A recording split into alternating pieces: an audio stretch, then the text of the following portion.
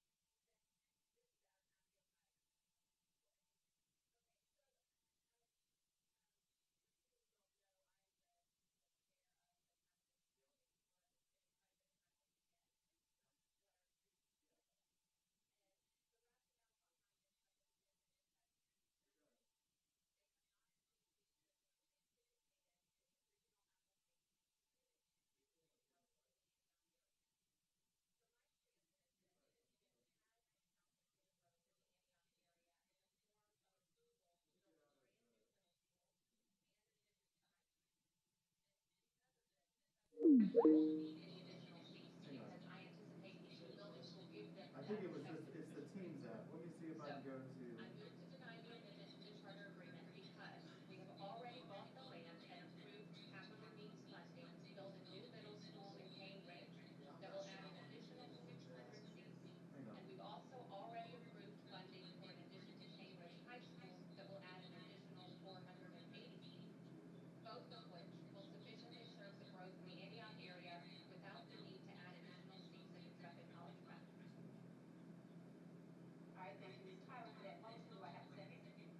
All right, we have a motion and a second. We'll open this up for discussion. Please just turn your video on if you would like to jump into the queue. Can anyone hear me? I had to call. Trying it through the web here to see Brian. if that works.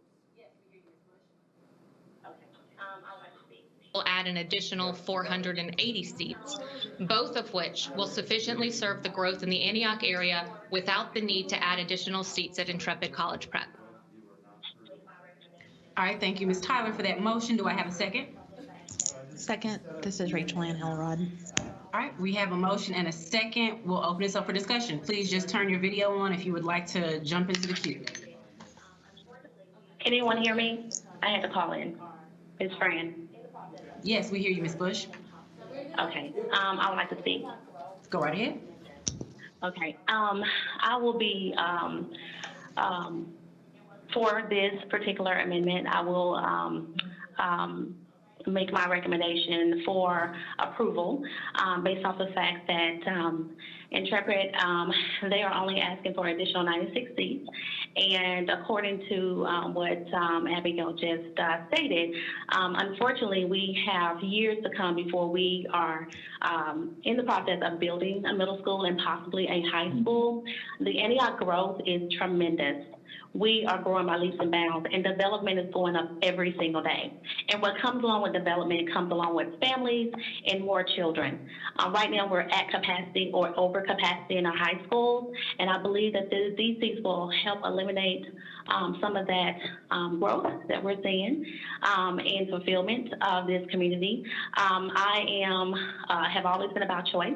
My constituents have spoken. They want choice in my district. This is their district, and this is what they want. Parents want choice. I know that we bellyache about the budget, and unfortunately, and I'll have Scott to kind of chime in on this, if this amendment is voted down tonight, Scott, do you mind talking about, because I think we have to submit back to the state the reasons why we're denying this particular amendment. Can you chime in on what's the next step if it is denied? I'm sorry, did you mean me, Ms. Bush? Yeah. I believe she did, Mr. Thomas. Go right ahead. Okay, I'm sorry, I wasn't for sure. I just wanted to make sure before jumping in. So the next steps would be that we have to send a letter to Intrepid College Prep informing them of why it was denied. They have 10 days from tonight to send a request for an appeal to the state board.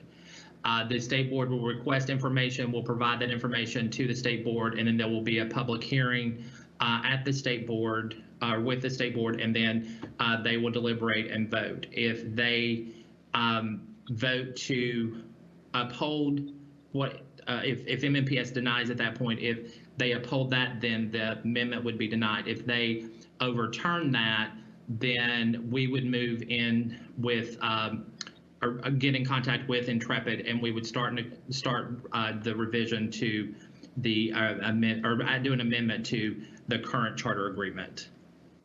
Okay, and also, I just want to make sure that I'm clear on this. Also, I guess you could, someone can chime in. And again, I had some technical difficulties.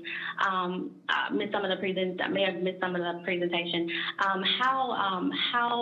When will the middle school and the capital needs improvement? When would that be? Well, I know we approved, but when would the startup of building those schools? Give me some type of prediction.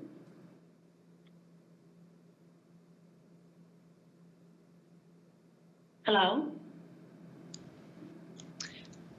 Hey, Fran, it's Abigail. I am not sure when the building will start. I know we have already purchased the land, and we have asked for the new school to be built already. It looks like we've got the design fees covered. So we're ready to start building according to this. Of course, if there's somebody else that could chime in, I don't know if there's anybody else, David Prophet or Chris Henson or somebody else who's on that might be able to speak to it better than I can. But once that has been approved, as soon as we receive that funding, we start building within 2 years. So we have looked at how far out the growth would be in 5 years, and we would be able to build before that time. So we would still be under or right at capacity up until that new school is built. So we'll be over capacity in the high schools out here, even starting next year. Scott, if you don't mind telling me, if this is denied and is overturned by the state, how soon will Intrepid be able to add those 96 seats? Mr. John Thomas, I believe she was referring to you. I'm sorry, John. Yes, I'm so sorry. Yes, I apologize. Okay, that's fine. It would be for the 21-22 school year. Okay, so next year. Correct. Okay, and so we're anticipating building the new school possibly within the next 2 to 3 years, which will still kind of give us a projection of maybe up to 4 or 5 years. And at that time, the Antioch and Cambridge cluster will be not only over capacity, but we'll be looking at more portables, should I safely say, to be able to support the growth in this community. And who can chime in on the growth in this community? Because I think that a lot of board members are not understanding that the growth in the Antioch and Cambridge community, we are the fastest growing district in MNPS.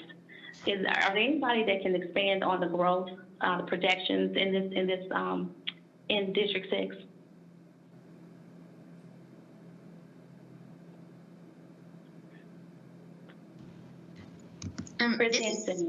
Where is everybody? Hey, this is Emily Masters. I actually have been looking into this somewhat in an attempt to get ready to vote on this tonight. I see that Cane Ridge is over capacity by 72 seats right now, whereas Antioch is hovering around 90% capacity.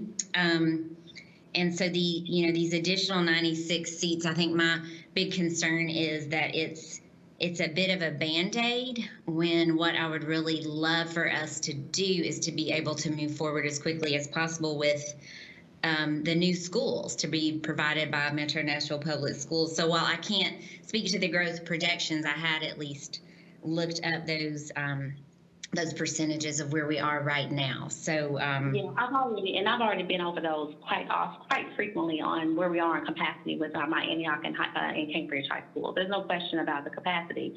What I want to know is we have a study of what's happening in this district as far as growth.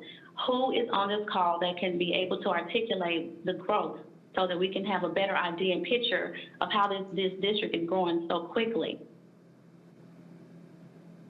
And this is John. Just when you guys, I know I'm the new kid on the block. I just have one comment when it's my turn. Okay, John. Thank you. I got you, John. I'll add you to the queue. David Prophet not on the phone. David Prophet, no one who is on the line that can answer these questions.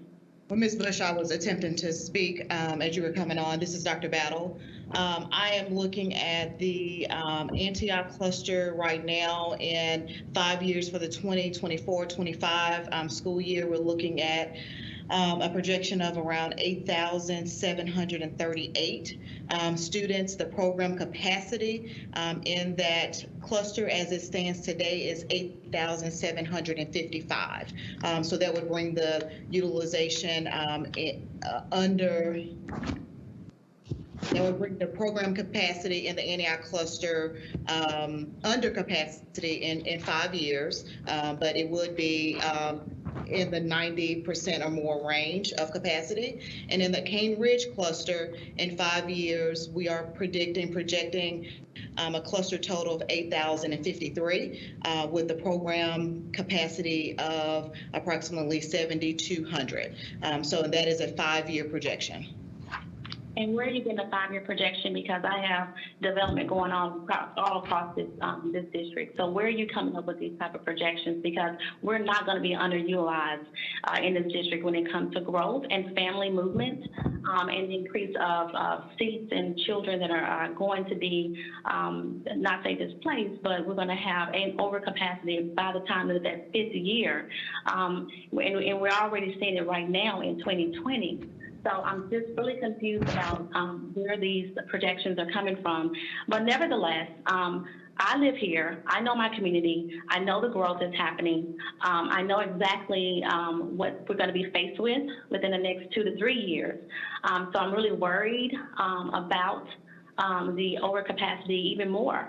But again, if it's denied, then we'll allow the state to be able to make that determination, because I definitely understand what's happening as far as the growth in this community.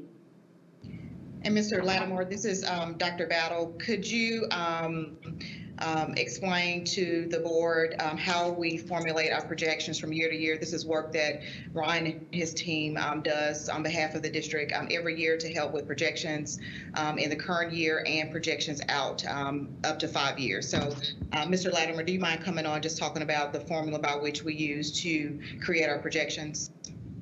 Yes, ma'am. Thank you, Dr. Battle. Can everybody hear me okay? We can. Yes. Okay, so the district, for our long-range projections, we use some software by a company called Davis Demographics out of California. Their whole business model revolves around doing long-range forecasting for school districts. And so we load into that software birth rate data, so kind of live births 5 years before the school year to kind of get the baseline for the number of students. And then it kind of looks at mobility factors. It looks at development growth. So we populate in the new units that we see coming online that the planning department shares with us. So that factors into it. And then there's kind of a student generation rate. So how many students we typically see from each of those developments. And then we it starts to put that all into an algorithm that comes up with the 5-year projections. And it kind of looks at resident students, so how many students overall would be in there. And then we kind of bucket them out to how many kids typically take a choice seat, how many go to their zone school, and how many would go to a charter school. And then in the end, that's what the projections that Dr. Battle just read off are, those 5-year projections.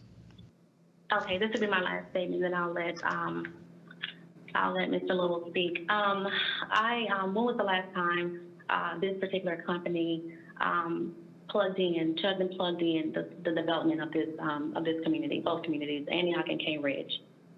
When was the last? To just restate, they built the software, but we kind of input all the data and run the projections. And we last put the development data in there around January of last year. Okay, so it's been a year ago. Okay, yes, that's my, if I have any more questions, I'll come back. Thank you. All right, Mrs. Poopa Walker, Mrs. Rachel Ann Elrod, and then Mr. Little. So go ahead, Ms. Poopa Walker. Thank you, Chairwoman Boggs. So this might be a question for Mr. Thomas. I didn't see, and typically on these amendments and these reports, we see the trajectory of growth year upon year and how many students are in each grade level at these charter schools. And so just quickly, is Intrepid now filled out every grade? Do they have every grade now? Yes, they do have every grade now, grades 5 through 12. So where would they put these additional 90 plus seats, in which grades? It would be the high school. And so what they're saying is that the growth, or that the students that they have, the attrition is what, from middle school then? The students are transitioning onto the high school and not leaving after the middle school? Correct. Mm-hmm. So would it be distributed evenly across the grades, or how would that work? You mean for the 96 seats? Uh-huh, yeah. It would be across the high school, but mostly when you're looking at the 10th, 11th, and 12th grade. I'm just trying to figure out if they have students, for example, this was a case that Val made, I guess last year, I don't remember when that was, that they said they had X number of students and, for example, in 8th grade, and they didn't have enough slots to bring them into 9th grade. So would they have to deny or have students leave if they don't get these seats? Currently, they are at their cap, and so they do have a smaller 11th grade and 12th grade. So that is a possibility. So we don't know where the bubble is in terms of, what I'm trying to say is, are they making the case that if this is denied, that students would have to withdraw? They have to figure out a way to disenroll students? Yes. Yes. For this coming year? For the yes, for this coming year, for the 21-22 school year. Okay. All right. Thanks so much. All right, Mrs. Elrod. Thank you, Mrs. Poopa Walker. Thank you. I want to make sure you can hear me since I'm using these headphones.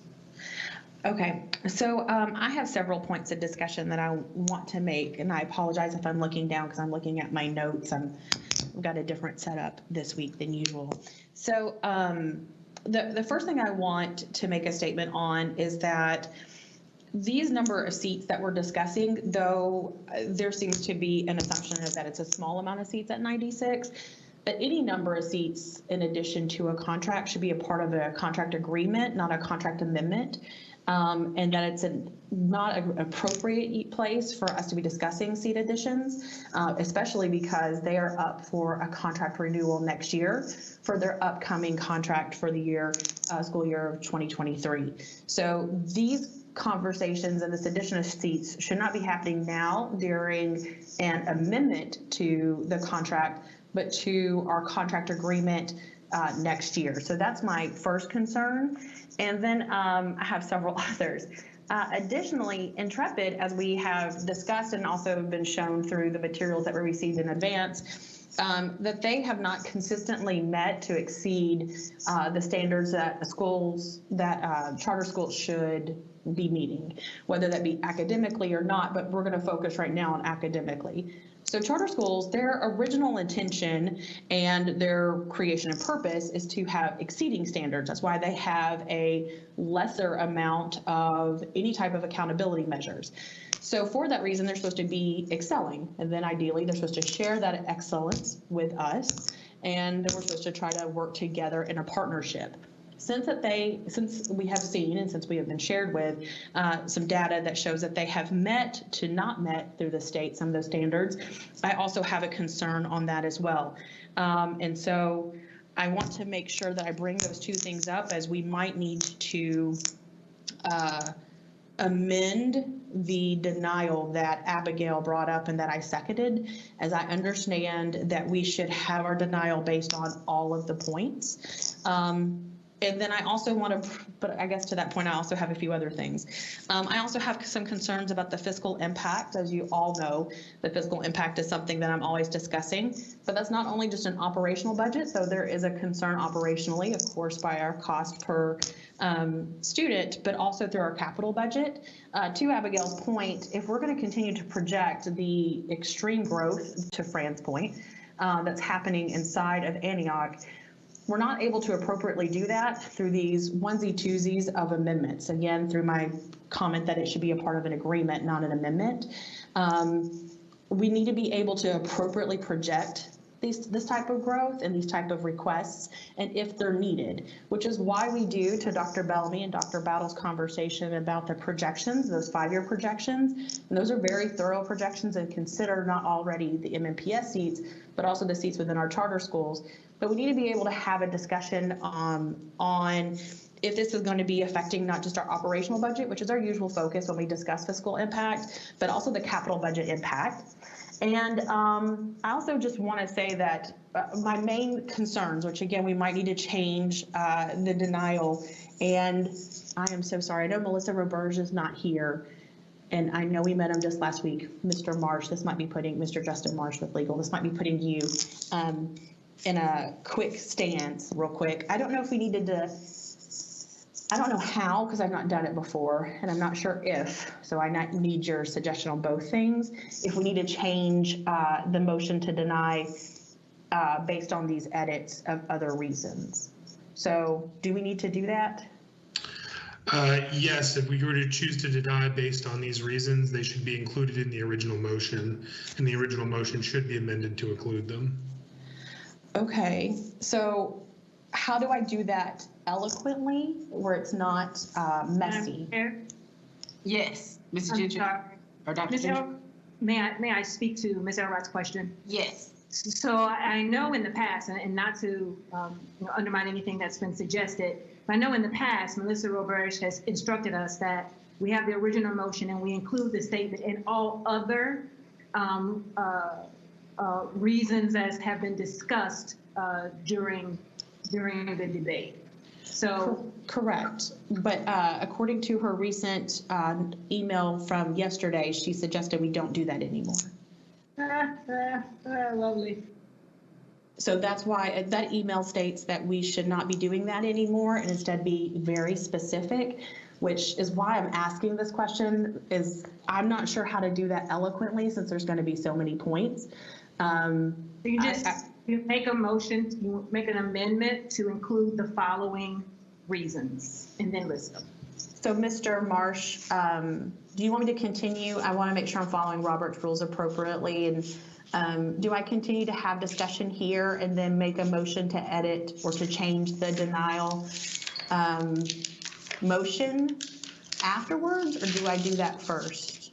That would be up to you, but with the understanding that we might want to include all the different reasons that come up in the discussion, and we might not want to have subsequent amendments.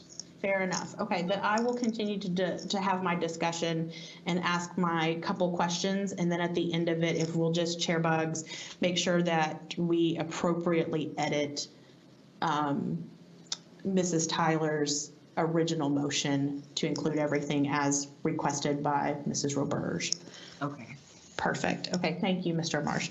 So a concern of mine, as I said, the reason that I was going to motion to deny was based on that agreement instead of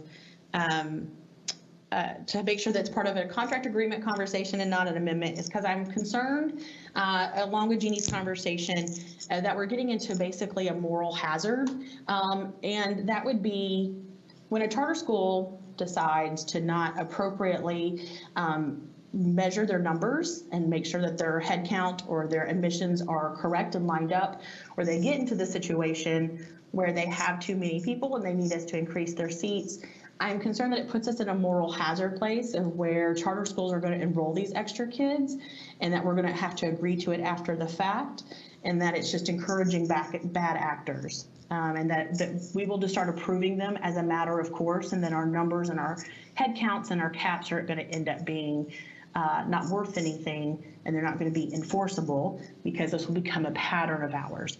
So I don't want MNPS to be forced into paying for, in essence, their mistake with them not enrolling the appropriate numbers and projecting them as they're supposed to.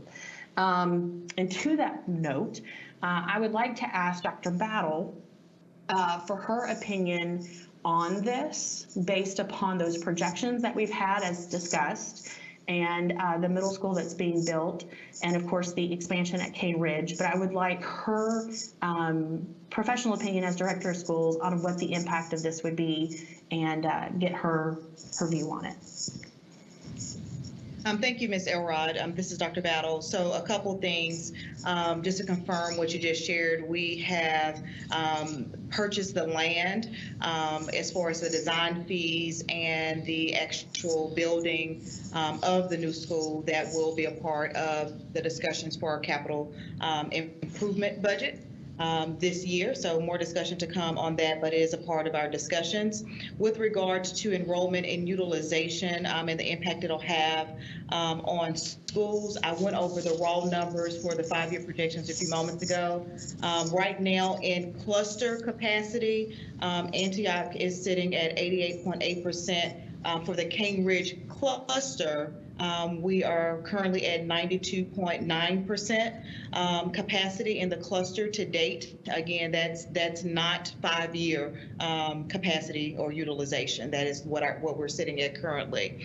In addition to your questions with regards to fiscal impact, of course, it is very difficult for us as a district to project out where those actual seats will come from. That makes it very difficult for us, as you suggested, in planning. What we do know is based upon the number of seats, it would have an impact to the fiscal capacity and wherever the students come from, the student-based budgeting for those supporting schools. So we know that there will be impact there, and that's how we've measured the fiscal impact to the schools in the past. And while it's difficult to identify exactly which schools would have that impact, we know that it does exist. And based upon the number of students, we know that that number could be in the in the range of $600,000. Sorry, I was trying to unmute and I had some difficulty. Thank you.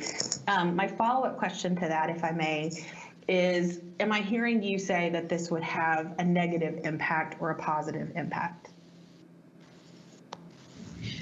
It would have a negative impact to our ability to project out. It would also have a negative impact in regards to our program and school utilization, as well as budget for the schools of zone. Okay. And then I have another follow-up question for Dr. Thomas, if I may. And that question is about our statement of, quote, clean audits and financials. It's my understanding that we do not actually audit the financial dealings of any of our charter schools. And so we can't really make the statement that they have clean audits. We are, in essence, relying on them to provide that information to us through their own private audit process. And so I want to make sure that I understand that correctly, because it appears through that kind of wording that we provide that we are auditing them and that we can speak pretty clearly that it's, we've done our due diligence and we know that for a fact. But it's my understanding that we are, in essence, counting on them to provide that information to us. Is that true? Under the Tennessee state law, they have to hire an outside private that is approved by the financial in Tennessee Department of Education. They have to hire someone from that approved list to complete an audit, and then they submit that audit to us. So it's an independent audit. It's not the charter schools doing the audit. And we're not doing the audit, but we get that information every year. So they, in essence, hire their own accountant. That accountant, an auditor, does an audit of them, and then that is provided in full to us, or in piece by us? No, it's provided to us and the Department of Tennessee, Department of Education. Okay. All right. I might have some more questions, Madam Buggs, and I will turn on my screen as requested to signal that to you. Thank you. All right, thank you. Mr. Little? Wow, again, first time, so have a little grace for me. And just coming fresh off the campaign trail and meeting a lot of parents in Donaldson, Old Hickory, and Hermitage, I got a couple questions. So one, thank you, MNPS, for providing this data. It's me on the outside and on the inside looking in. I see the financials, the operations, and most importantly, the academics. And as MNPS, just as customer service, I think we got to center it back on what are the parents in the community saying? Because what I don't want to do as a District 4 representative is speak for others who will enroll their kids, whether it's traditional or charter school. And so do we have a determination of what parents are saying? Will they even enroll their kids in this school? Because I think instead of us making that decision, I think it would be really helpful for us as a board from our respective communities to actually hear from the parents. And I don't know if we did that so we can make a parent-driven determination decision. Because just based on MNPS that I got in my packet, I tried to be diligent. I was like, oh, the financials, it meets the operations. And again, most importantly, the academics for MNPS. And it performed, and correct me if I'm wrong, it performed higher than the district each year, and then performed higher than the state, not every year, but on multiple years. So what does that mean for us?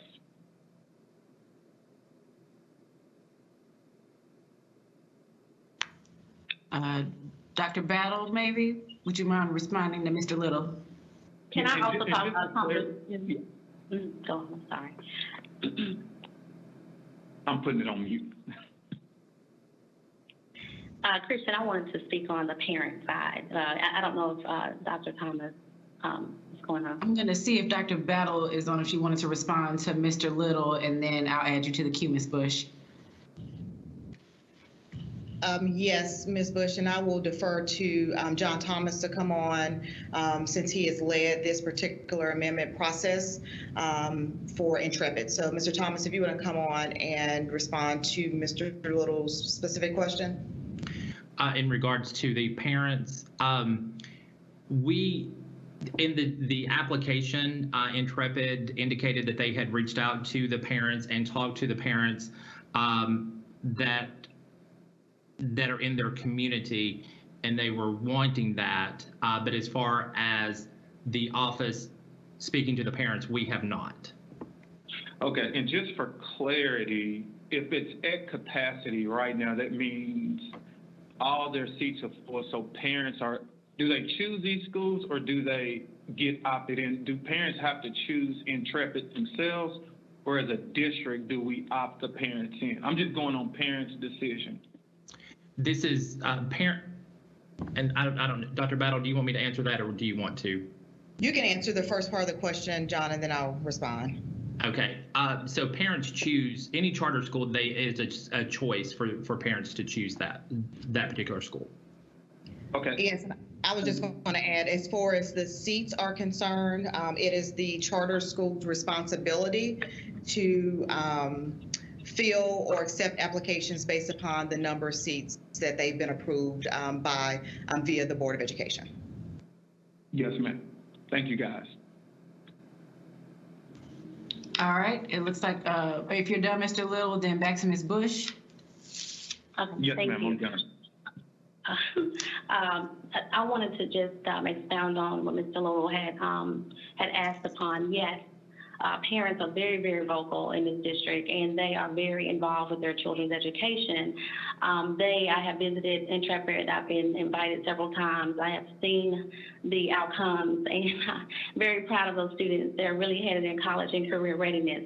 And those parents are very involved, and they want more. They have, some of those students have siblings that are going into middle school, that will soon be going into high school. So the space, I do believe, is much needed. Again, they will be able to increase their seats next year. Whereas, yes, I'm so excited about the middle school and the land and all that good stuff that's coming. But right now, we're in such an emergency state as far as overcapacity and growth in this community. I see it, I live it. This is where I live, and I see the growth that's happening. So I appreciate what's happening in what this California, data that they collect, but I'm not sure, when I listened to this was done last year, well, from last year to this year in this area, we have grown over 200% out here, and it's growing even faster. We have the soccer complex coming along with mixed use community that's coming. We have the mall that's coming. There's a lot of great things, and I'm loud and proud when I tell you that this area is growing so fast. But I will tell you, we have to keep up with the demand of our student base and the growth, because families are coming and we have more children that are coming between now and the 5th year. And then the question is for Dr. Thomas too. Is this unusual for a charter school to ask for additional seats before the contract is up? And if so, what schools have done that previously?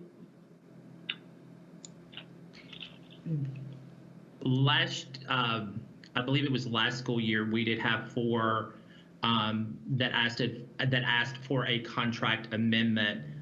There was only 2 that asked for additional seats. That's the pattern that we've seen. And with those 2 that asked for additional seats, what happened with those 2? One was approved. One was denied, and they appealed to the state board, and the state board overturned the board's decision. Okay. All right. Thank you. I just wanted to make sure that the board heard this, because I remember being at that board meeting last year. Thank you so much. All right, do we have any other questions or discussion? Yes, ma'am. All right, who is Mrs. Elrod? Rachel Ann, sorry. Right ahead, no problem. My video screen was a little bit late to come on. So I have a feeling that last statement was probably directed at myself. So those concerns have been brought up before about not being just an agreement, but an amendment. And that's why I have voted against it in the past, even for schools within my own district. So this is not a new argument for me, but it is still very applicable with the situation of the 96 seats in this area. Again, we understand that there's a lot of growth in Antioch. No one is disagreeing with that fact, not just in neighboring districts like myself, who has had historic growth as well and is often impacted by the growth inside the Antioch area, but also, of course, within MNPS, whether it be Mr. Latimer, Dr. Bellamy, or Dr. Battle, and all the other departments that are involved in our projections and growth. So we are well aware of that growth, and it is difficult to keep up with. And so that's why it has taken us some time to not just find a piece of land, because that process has been going on for many, many, many years, but trying to find a piece of land was even difficult to find because of that growth in that area. So we are well aware of it, and that's why there's been a lot of work towards it. But again, I think that our conversation should be in a contract agreement, not a contract amendment, and that there is a fiscal impact, not just operationally, but through our capital needs, and that there are obviously the concerns about the academic growth, because they should be exceeding and not just meeting. And also, I went back and looked quickly through some of our old stuff, and I want to make sure on the audit that I make the note of, I want to make sure I have my language right from looking at my past emails, that the audits are not actually like full audits, that what we get are audited financial statements. A true full audit would be, like a really long, like assets versus liabilities and that kind of thing. So when we're talking about financial impact and we're looking at that information, we should probably be more clear about, are we truly doing an audit, and are we actually seeing a full audit, or are we looking at this audited financial statement?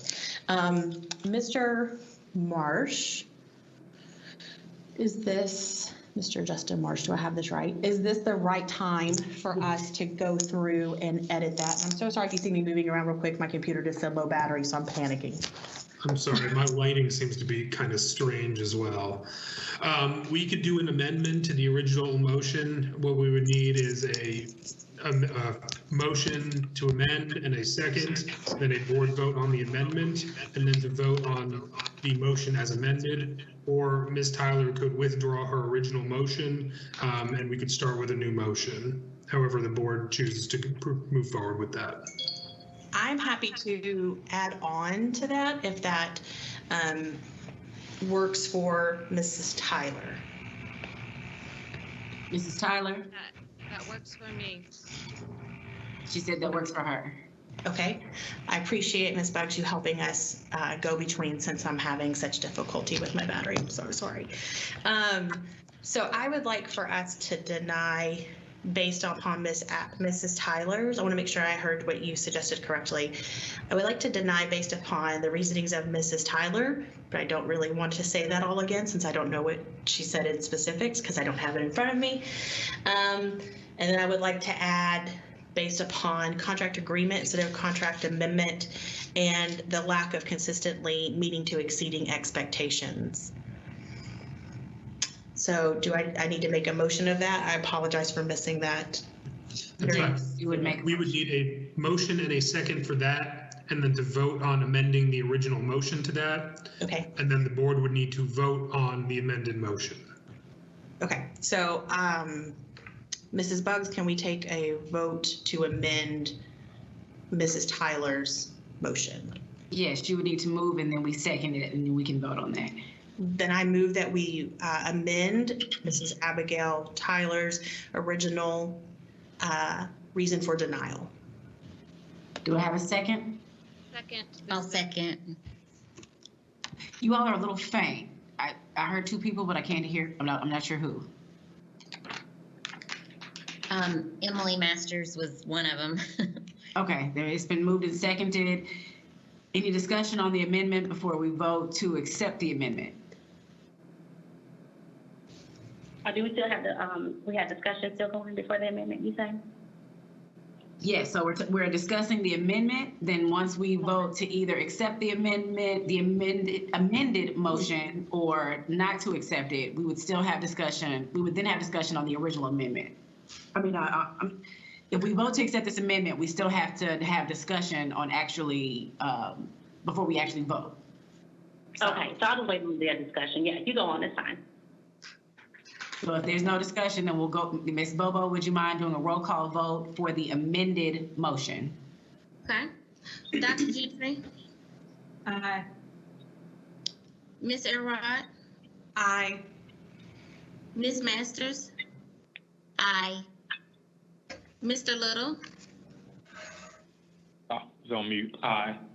Okay. Ms. Buggs? Aye. Ms. Bush? No. Ms. Player Peters? Aye. Ms. Poo Poo Walker? Aye. And Ms. Tyler? Aye. Okay, Ms. Buggs, that is 8 and 1. Thank you. All right, so we have this newly amended motion developed by Mrs. Elrod. It's been moved and seconded, so we'll go ahead and finish discussion on this new motion to decide whether to uphold it or not. Do I have anyone that would like to speak? Yes. Who is that? Fran. Okay, Ms. Bush, go right ahead. Okay, so for all the reasons for this amendment, I will not vote in favor of it. Unfortunately, if the board votes this down, the state board will come back and give the approval for these 96 seats because the items that are listed in this amendment does not give justification or reason to deny the 96 seats to Intrepid. So therefore, I will be voting against this amendment. All right, anyone else discussion before we move on? All right, so to close us out before we move into the actual roll call vote from Ms. Bobo, I would like to have Ms. Elrod to restate the motion, just so we're all clear. But I also, this is one that it's always hard to reconcile. I remember a school in my district last year, they worked with us. They originally wanted to add maybe 120 seats, and we negotiated them down to about 70 seats so they could maintain the students that they had. And when we voted, or when the vote was cast against them, they appealed to the state. And yes, the state saw them as a high-performing charter school. They supported them, and they accepted the appeal. So I think it is worth us noting that, frankly, whatever we say won't matter.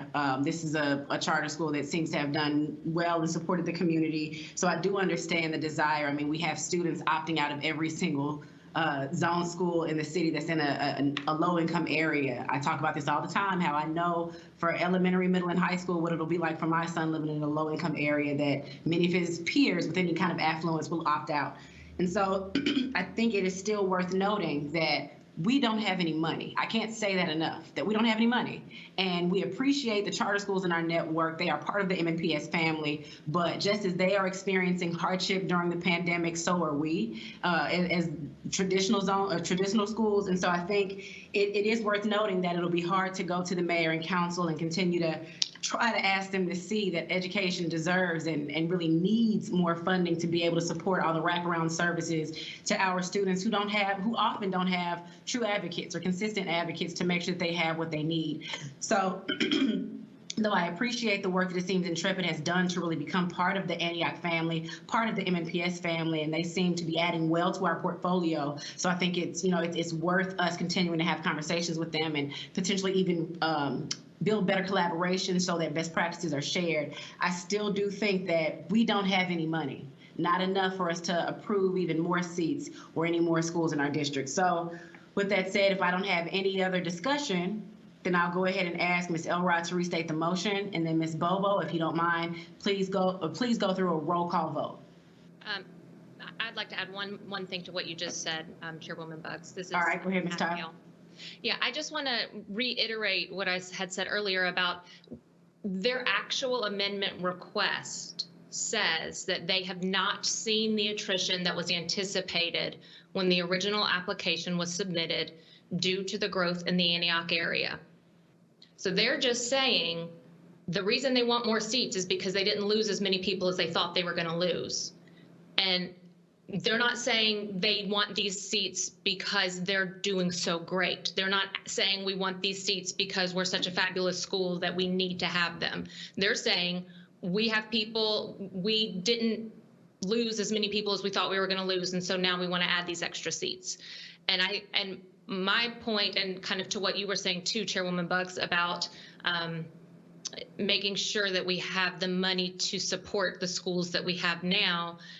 When our schools are built, when that middle school is built and that addition comes on, they will no longer have that issue of, I really believe that the attrition rate will meet their original expectations at that point in time. Thank you, Ms. Tyler. Ms. Masters? Yeah, I just want to add that I think, you know, every time we allow ourselves to take in sort of a Band-Aid solution like this, a few more seats at a charter school, we hinder our ability to move forward with exciting long-term projects like new zone schools, additions to schools. And I'd really like to see us having more of a focus on the long-term plans instead of trying to just, you know, sort of put out fires and apply Band-Aids as we're able. And I also think that's gonna speak more to our ability to go to Metro Council during budget season and explain to them really what the long-term goals are for our school system, and how we want to be able to serve all students right there within their neighborhood as best we can in the long term. Just wanted to tag that on. And I just got one question whenever I'm up, Chairwoman Buggs. Go right ahead, Mr. Little. Okay, and just last thing again, I'm coming in. What are we hearing? Because we represent the parents in our district as customer service. You know, when I pulled in, I saw customer service. And so are we making decisions on what we believe, or are we making decisions on what our parents want? And again, this is my first meeting. I was in these long lines during the campaign, and I just heard from a lot of parents about what they want and what we're not getting. And that my ignorance is to say that we're not putting any of that input into account. We're saying we have a plan as a district, which is phenomenal, but I don't hear the parent input. And so if we have schools that are made to serve parents, when do we talk about what we hear from them in the form of surveys, public opinion, or public comment at the board? And those are just my questions. And they don't have to get answered, but that's what I'm trying to figure out as I find my seat on this board. But thank you. And I appreciate that. Great questions, really great questions, and thank you for joining us. I would say I'm thinking about in my district, considering that I have, 5 of the largest housing developments. A lot of the people in my district don't vote because of outside reasons, some with voter disenfranchisement. And so I think about those who I really don't hear from. And so having to actively go and pursue them, and many of them just, all they can say is that they want a good education for their kids. And so I think I always teeter the line because I have a very interesting district in that I have all of the academic magnet high schools. I have 2 zone schools that are traditionally low income. And then I also have a plethora of charter schools, some that are thriving and some that need support. So I'm able to hear from a lot of different types of community members. And so I have to reconcile those I have that are savvy about the system, that know how to ask for what they want, that know what they're looking for in a school, and they advocate for that. But then I have to reconcile that with the idea that there are so many hundreds of thousands, or at least hundreds of students, thousands of parents that I won't ever hear from, because their entire goal is to make sure that their kids survive.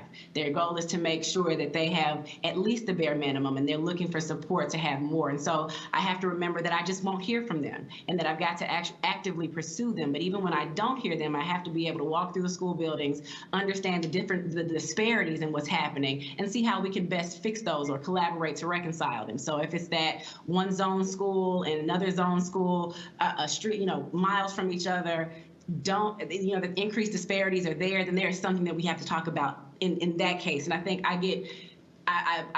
get a little bit frustrated when we have the charter conversations because they tend to be so long, and then at no other point during the school year do we really talk about how to better support, as a board, how do we better support the zone schools where charter school students are going. If you are someone on this board who just really doesn't appreciate the charter schools, or for whatever reason you're opposed to their growth, I would ask that we still continue to talk about how to best work and support the students who are in schools that would never be able to attend an optional school. Their parents would never make a choice because they don't even know they can. They don't know how to go about it. They don't feel supported or empowered. And so I just want to keep that front of mind, that of course we want to continue to partner with parents, but I've always got to be mindful that students are who I'm trying to serve. And if I don't hear from them or their advocates, I've got to at the very least be able to think about the different perspectives and think about how everything impacts another. Think about how that slight funding loss from one seat to the next type of school seat, how that will affect the students that doesn't have an advocate to sign them up for anything. A magnet school, a zone school, a charter school, or anything but a magnet school or a charter school, the only thing they can do is their zone school. And so I think we've had a lot of good discussion here, and it's been pretty high level. We've made sure to really appropriately and kindly disagree and even agree in many instances. But my stance would just be that we always remember that there are going to be parents that we don't hear from, and we've got to remember them and at least try to think about their perspective when we cast our votes. I do think it's unfortunate that that Antioch cluster is just building so quickly or growing so quickly, and we don't maybe have the buildings or the facilities dollars immediately to meet that need. But I see all of these different sides, and I just ask that you cast your vote in the way that you best think it will serve our district, whatever that is. So with that, Mrs. Bobo, would you mind doing a roll call vote? Ms. I believe Dr. Gentry has something to say. Okay, I'm sorry, I don't see. Yeah, so I just wanted to speak a little bit more directly to Mr. Little's question. So I think it would be safe that if there are students who are in the lower tiers at Intrepid that are not leaving, the parents are speaking. That is their choice. They have chosen to remain or leave their child at Intrepid. So I think that is pretty easy to infer from the fact that they're coming to this request. So here is the thing that I say often that becomes the challenge of being an elected board member and a representative of a specific part of the county, but coming to the table to discuss the district.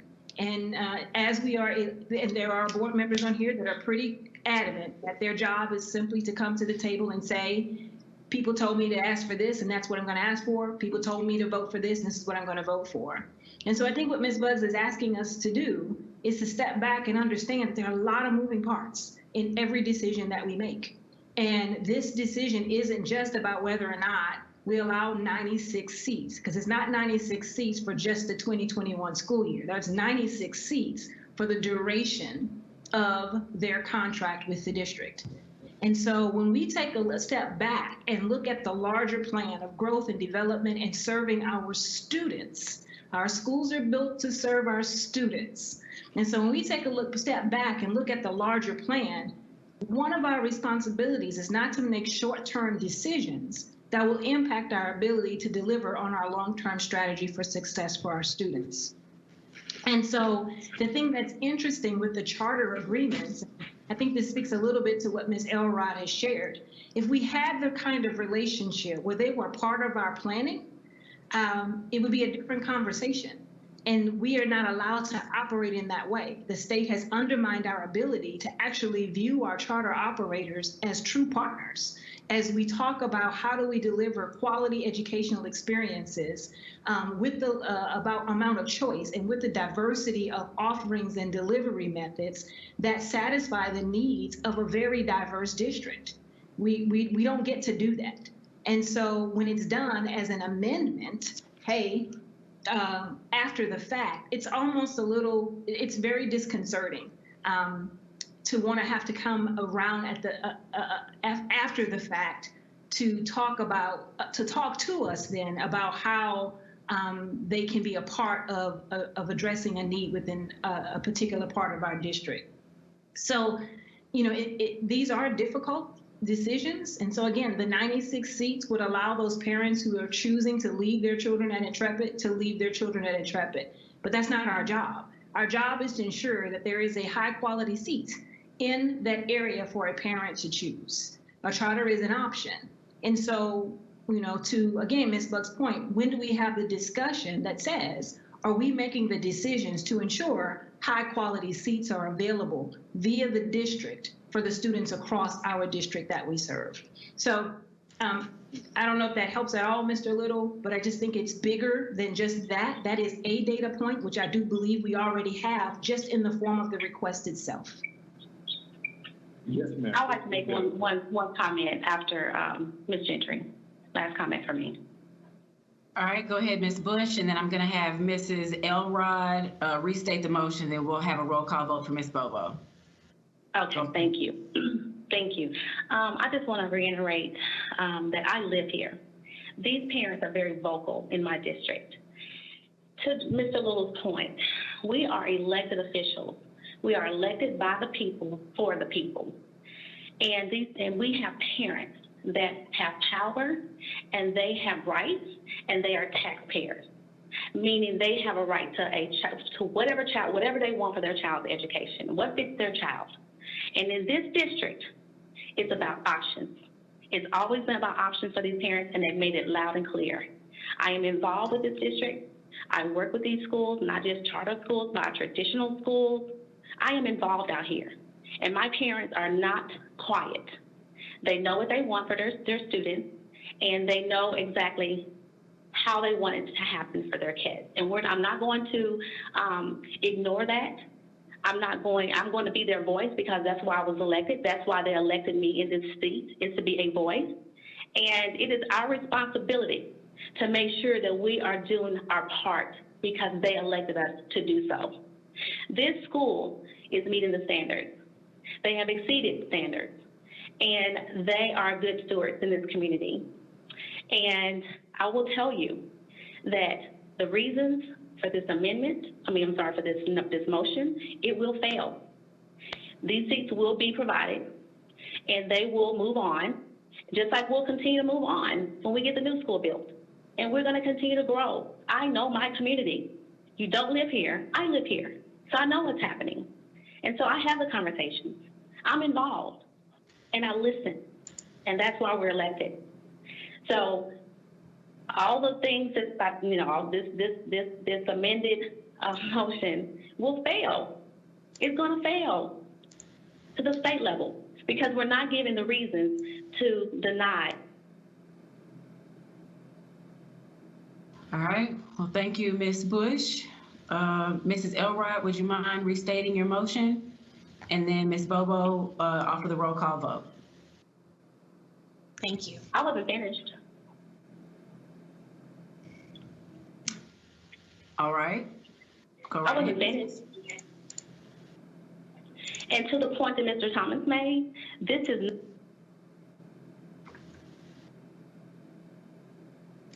Are you finished, Ms. Bush? Ms. Bush? All right, just making sure. All right, Mrs. Elrod? Okay. Hold on one second. Christian, you've muted me twice. Do not do that again. I'm not doing anything. You have muted me twice. I have not. Yes, you have. On my end, it's telling me you're muting me. Do not mute me again. I was having a conversation. Please continue. I was making a statement. So therefore, what I was saying is that Mr. Thomas has made it clear this is not unusual for this to happen, for a contract to come back up with a charter to add seats. We just did it last year. So I just want to make sure that I reiterate the fact that this community is loud and proud about what they want for their kids, and that we are elected officials to be their voice. And that's what we're supposed to do. And this is to Mr. Little's question. And I'm done. All right. Mrs. Elrod? Okay. So, I have it written out, so I want to make sure I have it correctly as requested by legal. So I have a motion to deny the amendment to the charter agreement because of the lack of projected seats needed in the area through our current and future capital projects. Additionally, there we go, number of seats should be part of a contract agreement, not amendment, and that Intrepid has lacked in consistently meeting or exceeding expectations academically. All right, thank you for restating the motion. Ms. Bobo, would you offer a roll call vote? Yes. Dr. Gentry? Aye. Ms. Elrod? Aye. Ms. Masters? Aye. Mr. Little? Nay. Okay. Ms. Bugs? Aye. Ms. Claire Peters? Aye. Ms. Poo Walker? Nay. No. Okay. And Ms. Tyler? Aye. Okay, Madam Chair, that is motion. Tammy, did you get me? Danielle, did you get me? Oh, sorry, Ms. Bush. I'm sorry. Ms. Bush? No. All right, that is 6 and 3. All right, thank you very much. All right, the motion has passed to not accept the Intrepid Charter School amendment. All right, we will move on to our director's report, the theme being our community.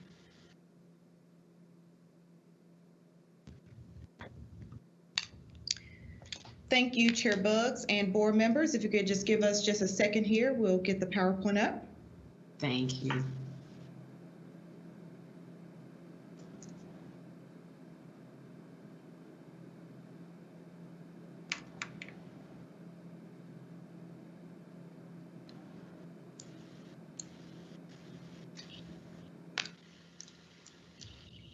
Jamal, can you go ahead and advance to the next slide, please? Okay. You should have a different PowerPoint, Jamal. That will be the next one as soon as I'm finished. So if you can pull up the first PowerPoint.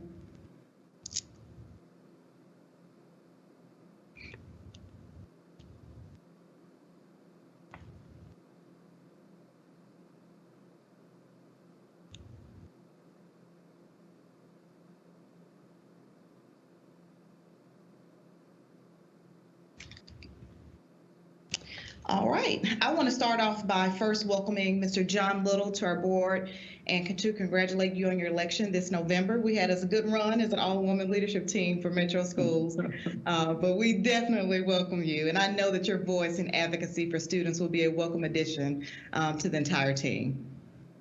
Yes. Next slide. Absolutely, welcome.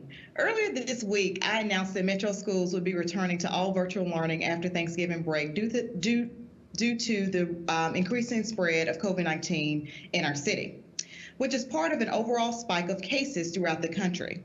In accordance with guidance issued by the mayor, we have paused all winter extracurricular activities until further notice.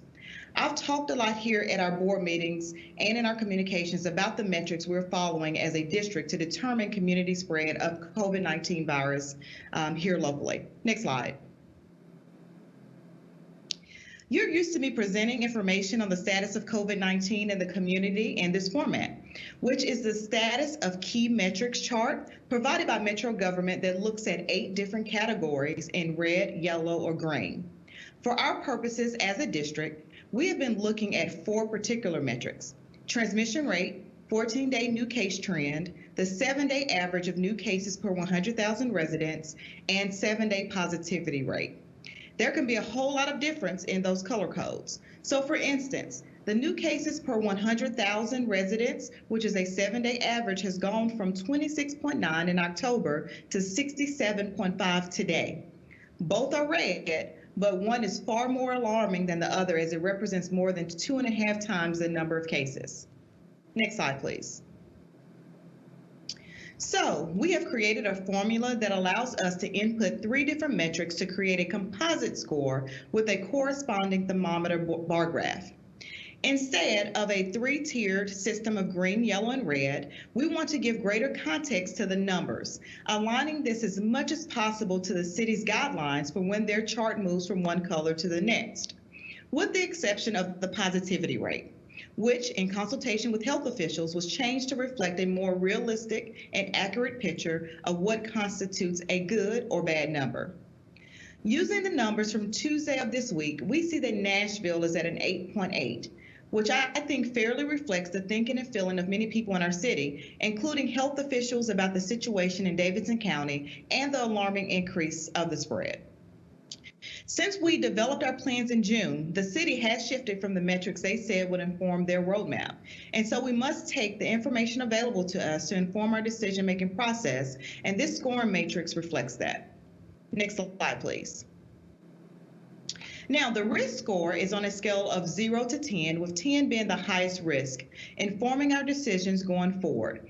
The ranges for reopening are 0 to 3, which would indicate the safest community context and all schools should be open to students.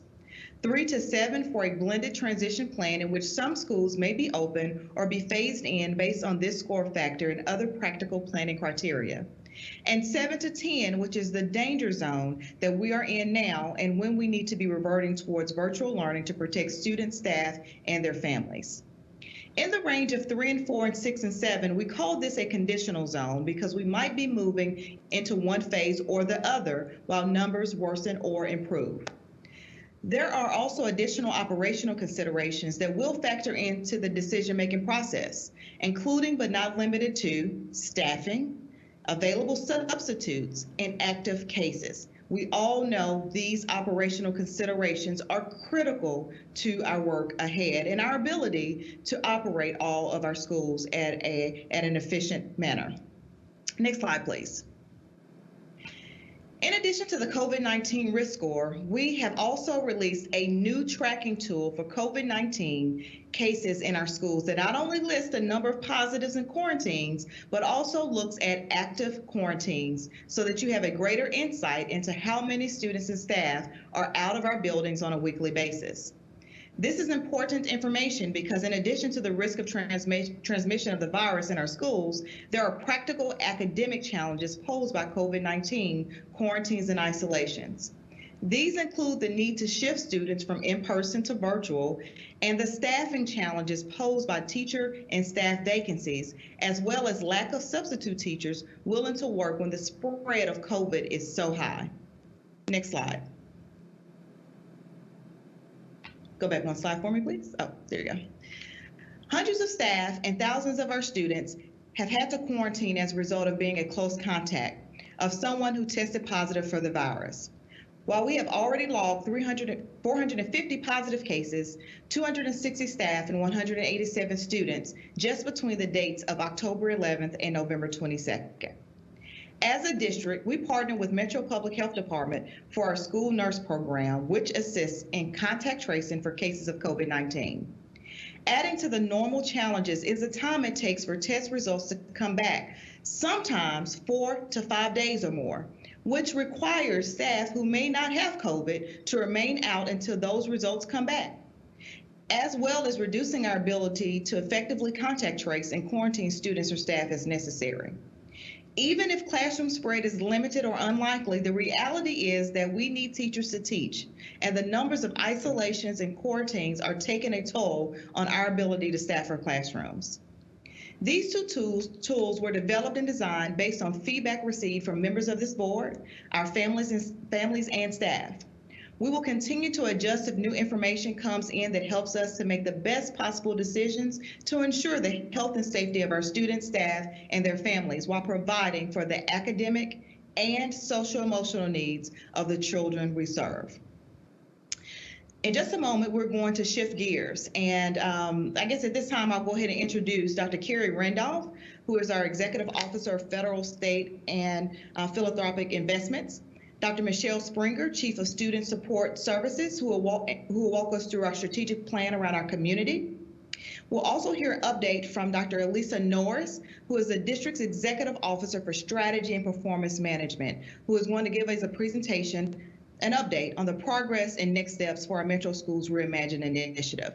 It's important to highlight here that our team has been planning for months to implement at a high level quality experiences and supports for all of our students.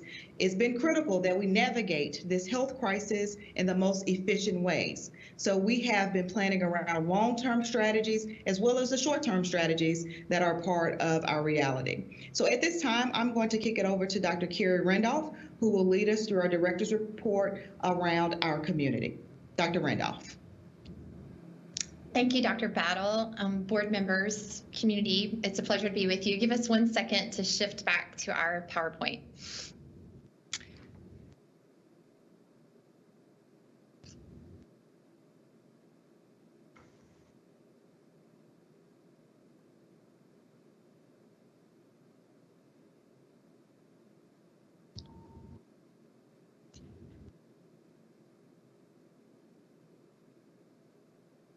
Okay, thank you for your time this evening. My colleagues and I are pleased to share an update on our community strategies of the strategic framework. As a reminder, our framework is organized into our students, our people, our organization, and our community. The work and approach we will share is in alignment with the way we support our students and work to partner with the community to meet our students' needs. It takes strong partnerships across our families and communities to provide the support and pathways to success our students deserve. We are working to be an informed support hub for our students, educators, and schools. In the midst of the pandemic, as Dr. Battle mentioned, we've stayed connected to our Nashville community and have had to evolve and adjust to meet the specific needs of our students and families. We can summarize our approach in the process illustrated here. We work to listen to stakeholders, identify needs, plan and partner to act quickly, always with an eye toward improvement. We have to be flexible and adaptable to meet the needs of our students and families. All of this work strives to keep students at the center.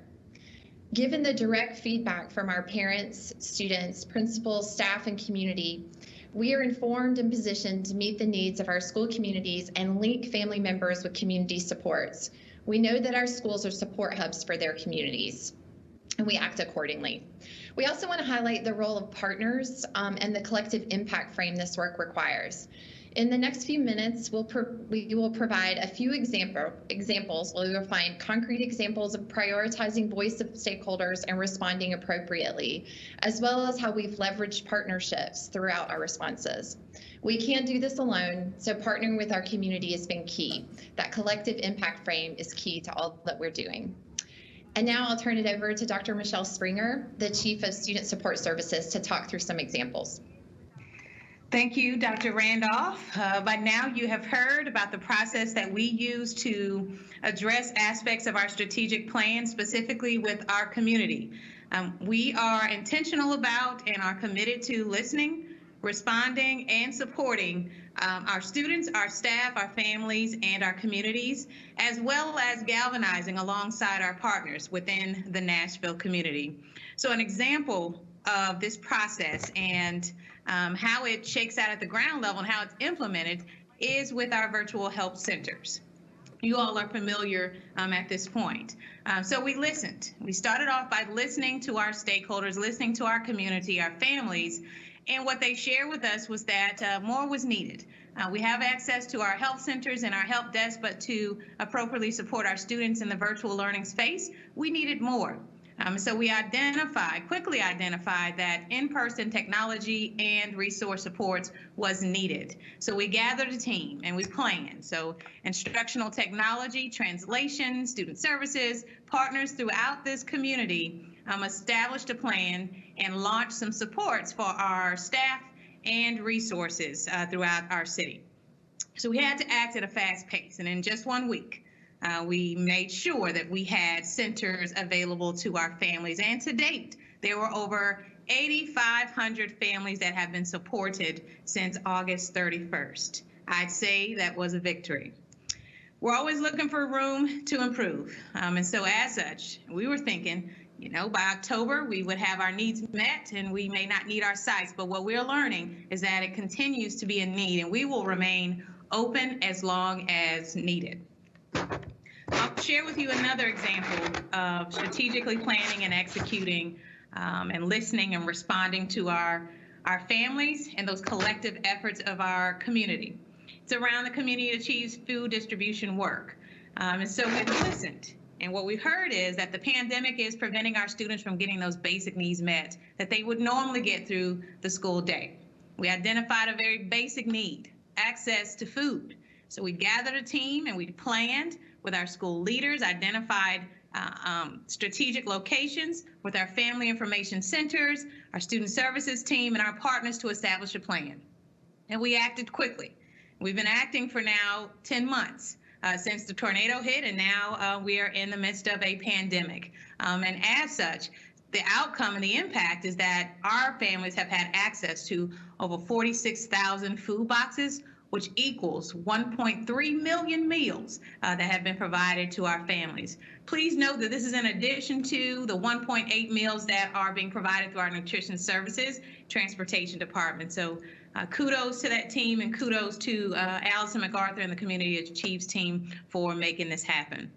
And again, we're always looking for room for improvement. We've adjusted schedules, and we note that we have a holiday coming up, and we do not want any interruption to our families as it relates to access to food. And so we will continue to provide that support over the break.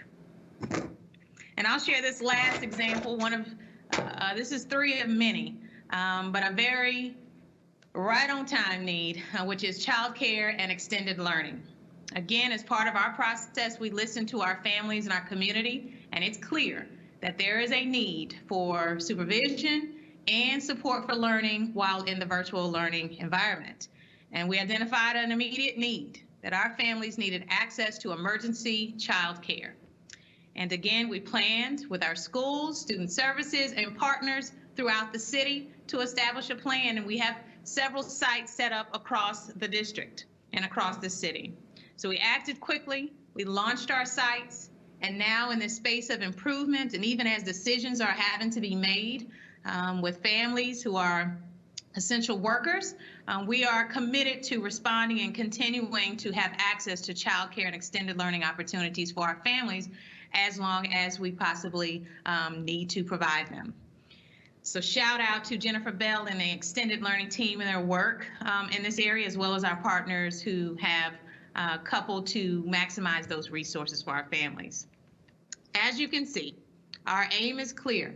It is to listen, to respond, and to act based upon the needs that we're finding in our community. So it is critical that we stay connected to our Nashville community and the pulse of the need, and also to respond accordingly. And that doesn't stop just with these 3 examples. So I'll kick it to Dr. Randolph to share a few more. Thank you, Dr. Stringer. A couple of other examples that we wanted to share for the board to think about. The Teachers Cabinet. So Dr. Battles formed a Teachers Cabinet that meets monthly. We early on heard from a need from teachers that EL resources for our English language learners needed to be integrated into the teaching guides that we were using. We heard that need. The EL team, Molly's team, worked quickly to make that happen, and also resources needed for those families. In a follow-up meeting with the Teachers Cabinet, they expressed their appreciation for those resources, and we have ongoing supports for our families in need of EL services. Teams Live. So early on, we provided training and support through different platforms, through our website, through Schoology, but we also heard that that wasn't enough. And so we've launched Teams Live supports for families and students, as we've launched information about grade access and other things. So we're continuing to look for the right and best ways and a myriad of ways to communicate with families. 2 other quick examples. We also heard from both the community and our teachers and families that access to COVID testing sites is important. I think we can all agree it's very important these days. So in partnership with the Metro Public Health Department, we've opened 3 after-hours testing locations at our schools. Another area that you've heard a lot about as a board is materials distribution. From the beginning, we've been committed to making sure every student had what they no matter the environment in which they were learning, whether that was with us or at home. So we've deployed instructional materials, school supplies, laptops, hotspots, and we had distribution sites. We found that wasn't enough, so we have safe home delivery distribution. We are using every method possible to try to connect students with the supports and resources that they need. Another example to highlight that's maybe a bit of a different ilk and certainly is important during the time of the pandemic, but is important beyond that. In February, Dr. Battle and Dr. Shauna Jackson at Nashville State Community College announced the Better Together partnership. That work has continued and been very important for our high school students in addition to the class of 2020. We have a lot of key initiatives that have moved in this area as we've come together in a collective impact model. For one example, the board has heard about, we went from about a 33% Tennessee Promise application completion rate to 75% across about a month period with the support, a lot of support from inside MNPS, but also from community partners in College Access and Success. We have expanded dual enrollment this fall and are looking to expand it even more this spring to connect our students to those early post-secondary opportunities we know are important for their success beyond high school. And then you've also heard about the Bright Path one-to-one free tutoring, virtual tutoring that we're able to offer our students. These are all examples of leveraging community resources and aligning the resources in the community to support our students. And then finally, this is a summary slide of some of the other areas where the model that we've talked about tonight and the supports for our community and from our community can be seen. We have biweekly PASA text-based surveys that go out from schools. This is actionable feedback that's available through a dashboard format for our principals and school leadership teams to act on in meeting the needs of their school communities. We have ongoing navigator check-ins. These are biweekly check-ins where a school or staff member checks in with a student in a one-on-one environment, either through Teams or a phone call. Through those conversations and the relationships that are built through that consistent communication, identify needs and connect students to the resources that they need so that every student is known and supported. These check-ins generate ways for us to, at the district level, intervene and support on behalf of our students, as well as at the school level through the collaborative referral process. Stakeholder groups and voice, I already mentioned the teachers cabinet, but we have a staff cabinet, a principal cabinet, parent advisory council, student ambassadors.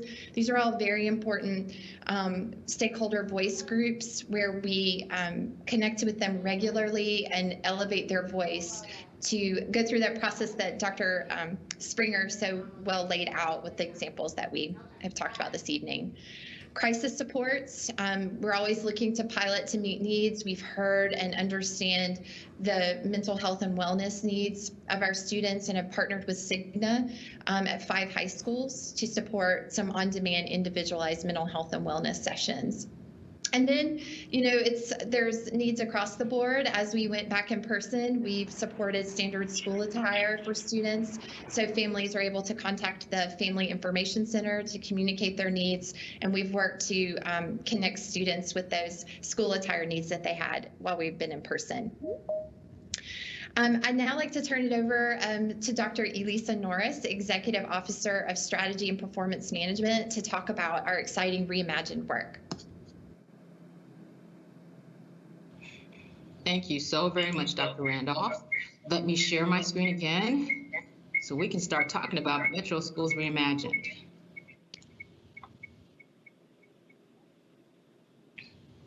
And thank you all so much for your patience. I appreciate it, certainly. As the presentation is loading, so excited to be here. Again, my name is Elisa Norris. I'm the Executive Officer of Strategy and Performance Management. And it is my honor, my pleasure to be able to share with you updates concerning Metro Schools Reimagined. So we started this conversation last year, December 2019, where we started asking ourselves, how can we reimagine what's possible for our students across the district, right, in all clusters? And so we began that work in earnest at the start of this year, and then our world shifted drastically drastically, and we had to respond to the needs of our students and our families and our community. Yet, in the midst of all of that, we remain true to planning, reimagine, innovating, thinking about what will our experiences for our students look like beyond this COVID moment. And so here we are, Metro Schools Reimagined, and I'm happy to report some of the work that we've done thus far. So again, returning us to our strategic framework, right? We are very intentional. It has been our mission to ensure that the work that we do, certainly for our students and our families and our communities, are aligned to our strategic framework. And this Metro Schools Reimagined work is all about our students. So Metro Schools Reimagined, I'll return us to the history of how we've arrived at this point. It is the evolution of a conversation that started as MNPS Next. And that conversation looked at building capacity, looked at building use and possible renovations, thinking about how we can elevate the experiences for our students, looking at it from a building level. Metro Schools Reimagined then is the continuation of that conversation, but looking at it from an academic lens. So the vision then for Metro Schools Reimagined is to quite literally reimagine the ways in which MNPS provides equitable educational opportunities for all students through a synthesis of in-depth academic data dives, making sure that we're reaching out to our community and getting that input and feedback. We've heard that theme throughout this presentation so far, and certainly in the conversations with our board members beforehand. And then, of course, incorporating research about how to best support students and communities. This Metro Schools Reimagined approach is holistic. We are looking at it and asking ourselves questions from many different vantage points.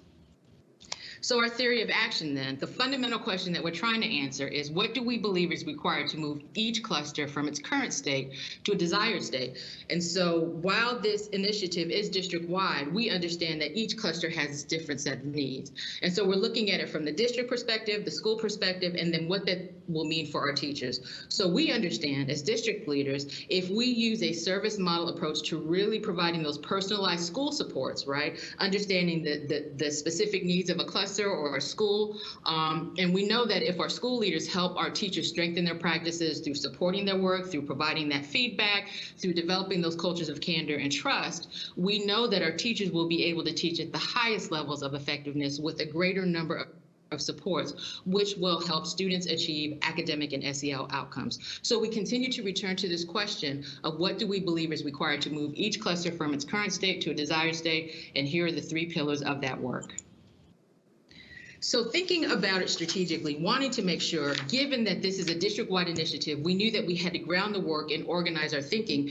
And so then we used the AVID model. And AVID is a college preparatory program that introduces students to college-level materials. And it's really a framework for success. It's a framework for allowing our students to be successful. And it has proven successful helping our students make those transitions. And so we borrowed that model here using these 4 pillars, asking ourselves questions around instruction, leadership, culture, and systems.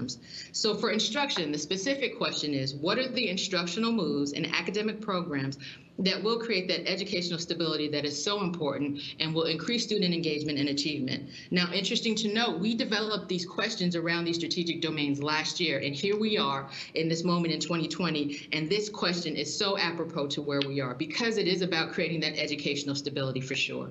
The question around leadership is about structures. What are those structures that need to be established to better support our cluster leaders, to help them develop that vision and focus, and to promote collaboration across tiers? What we are what we are going to do is create that continuum of educational experience within a cluster. And we know that in order to achieve that, there has to be that cluster collaboration with those leaders in those clusters. For culture, we always have to ask ourselves questions of culture because culture, healthy culture is the bedrock of student achievement, right? What strategies will improve fundamental beliefs and challenge prevailing assumptions about what is possible for students and families in these clusters? What do we need to do to help create the climate, the ideal conditions such that everyone can be successful? And again, looking at systems. What are the systems that can align existing resources, strengthen community partnerships, and create new ways of meeting the needs of students and families in these clusters? Fundamental to Metro Schools Reimagined, as we started this thinking and this reimagining, we wanted to look at those systems that were already in existence and make sure that we were taking advantage of those systems and then taking them to scale throughout the district. So we're thinking about all of this work around these 4 specific domains. And then we're asking ourselves specific questions around cluster context and factors. What are those things that help determine what will be the best path for each cluster. So of course, right, we look at student academic success rates, looking at proficiency and growth. Of course, we're also asking ourselves questions about teacher retention and recruitment. How do we attract the best talent, and how do we keep them here with us in our family? We have to ask ourselves questions about mobility rates. The city continues to shift. Borders and boundaries are moving all the time, and that certainly has an impact on our ability to meet the needs of all of our students. So we always consider that as well. And then also looking at decreased enrollment, asking ourselves what is happening in particular spaces in our district, and how can we attract families back so that we can increase our enrollment. Again, returning to this idea of culture and climate, how do we create those ideal conditions for success? And then again, returning to the conversation that Dr. Springer and Dr. Randolph started, it's about supports and services, right? What's available to us, and how can we leverage those supports and services? And then understanding each community as an entity separate from, but also a part of the district, right? Those are all of the factors that we're considering when we're thinking about how to best support clusters. And also, given that this is a district-wide initiative, but we have different clusters who have different characters, different needs, different everything, we wanted to create these uniform strategies that would bring all of the work together. And so we've identified a series of uniform strategies that we believe and know for sure can have a positive, powerful impact in each of the clusters. And so while I won't read through all of them, I'm going to highlight a few, certainly ones that are part of our conversation all the time. How do we continue to provide that intensive ongoing professional development around instruction, technology, classroom management, and SEL? Certainly, and again, returning to the conversation from earlier with Dr. Springer and Dr. Randolph, it's about community partnerships. We have learned that we cannot do this work alone. We've known that for a long time, right? How do we continue to leverage those community partnerships so that we can create those conditions of success for all of our students? Also thinking about post-secondary opportunities and transition supports. Around Metro Schools Reimagined, we continue to ask ourselves, how do we set our students up for success beyond their time with us? What are those opportunities that we can create in the clusters so that their transition beyond Metro will be a successful one? And then consistent instructional support for literacy. Again, Dr. Randolph mentioned the Teachers Cabinet. We are always leaning on our teachers. The Teachers Cabinet is a wonderful body of these passionate teachers who happily share with us their strategies about how to improve our practices. And one of them is around consistent instructional support for literacy. The pre-K, K-5, 6, 8, 9, 12 school model, we've been talking about that certainly when we first started talking about Metro Schools Reimagined. And Mr. Ryan Latimer will be talking about that a little bit more later in the presentation. SEL academics integration, we know that in this virtual space we have pushed hard, and certainly Dr. Springer's team has led that work in making sure that we are thinking about our students, certainly thinking about their academics needs, but also their SEL needs. And of course, instructional technology, right? It is the lifeblood of what we do in this moment in MNPS. So here's what we've learned, and here's what we know to be true. Collaborative partnerships, relevant, consistent training and support, and an aspirational vision shared by all means that students and teachers will win. So here I'm just going to go very quickly through the clusters that we've started the work. And I've included the clusters here, but I want to emphasize that the cluster, Metro Schools Reimagined, we're focusing on clusters. That does not mean we're focusing only on what is happening in the high schools. What we have learned is that if we want our students to be successful once they reach high school in whatever kind of rigorous, relevant academic program we have before them, we have to set them up for success in elementary. And so this visual then just demonstrates that we are imagining the cluster experience from elementary, middle, and high school. And so again, looking at the individual clusters, what's existing and how we can reimagine something different so that we can continue to meet the needs of our students. In Maplewood then, we recommend that the Maplewood feeder patterns be established as the unified branded AVID program cluster with an emphasis on advanced academics and STEAM. And so let me take a few minutes to talk about STEAM a little bit. We know that it stands for science, technology, engineering, arts, and math. And it is an interdisciplinary approach that connects real world context with the learning that students experience through the STEM programming. So we want to connect those two and make sure that they're happening in earnest in Maplewood. For Pearl-Cohn then, we recommend the creation of a unified Music City Arts and Health Sciences cluster with an emphasis on advanced academics. Again, Pearl-Cohn, entertainment magnet, already has a strong health sciences pathway? How do we bring the two together and then combine that with an emphasis on advanced academics to meet the needs of our students? And last but certainly not least is Whites Creek. We recommend the Whites Creek cluster become an early college STEAM academic cluster where students can earn dual credits and graduate with a high school diploma and an associate's degree. So what does this mean broadly for our students in this, and certainly in these clusters, but across the district with this reimagined framework? They will have enhanced academic opportunities. There will be instructional unity. There will be stronger cluster climate and cultures. We will focus our supports and services, making sure that we're leveraging them up. There will be improved community partnerships, and then there will be consistent family engagement and support. So let me talk a little bit. I'm going to talk a little bit about the move to K-5 before I turn it over to my colleague, Mr. Ryan Latimer. So why move to K-5, right? Couple of reasons. MNPS data shows that our 5th grade students who remain in the elementary setting outperform their peers who are in the middle school setting.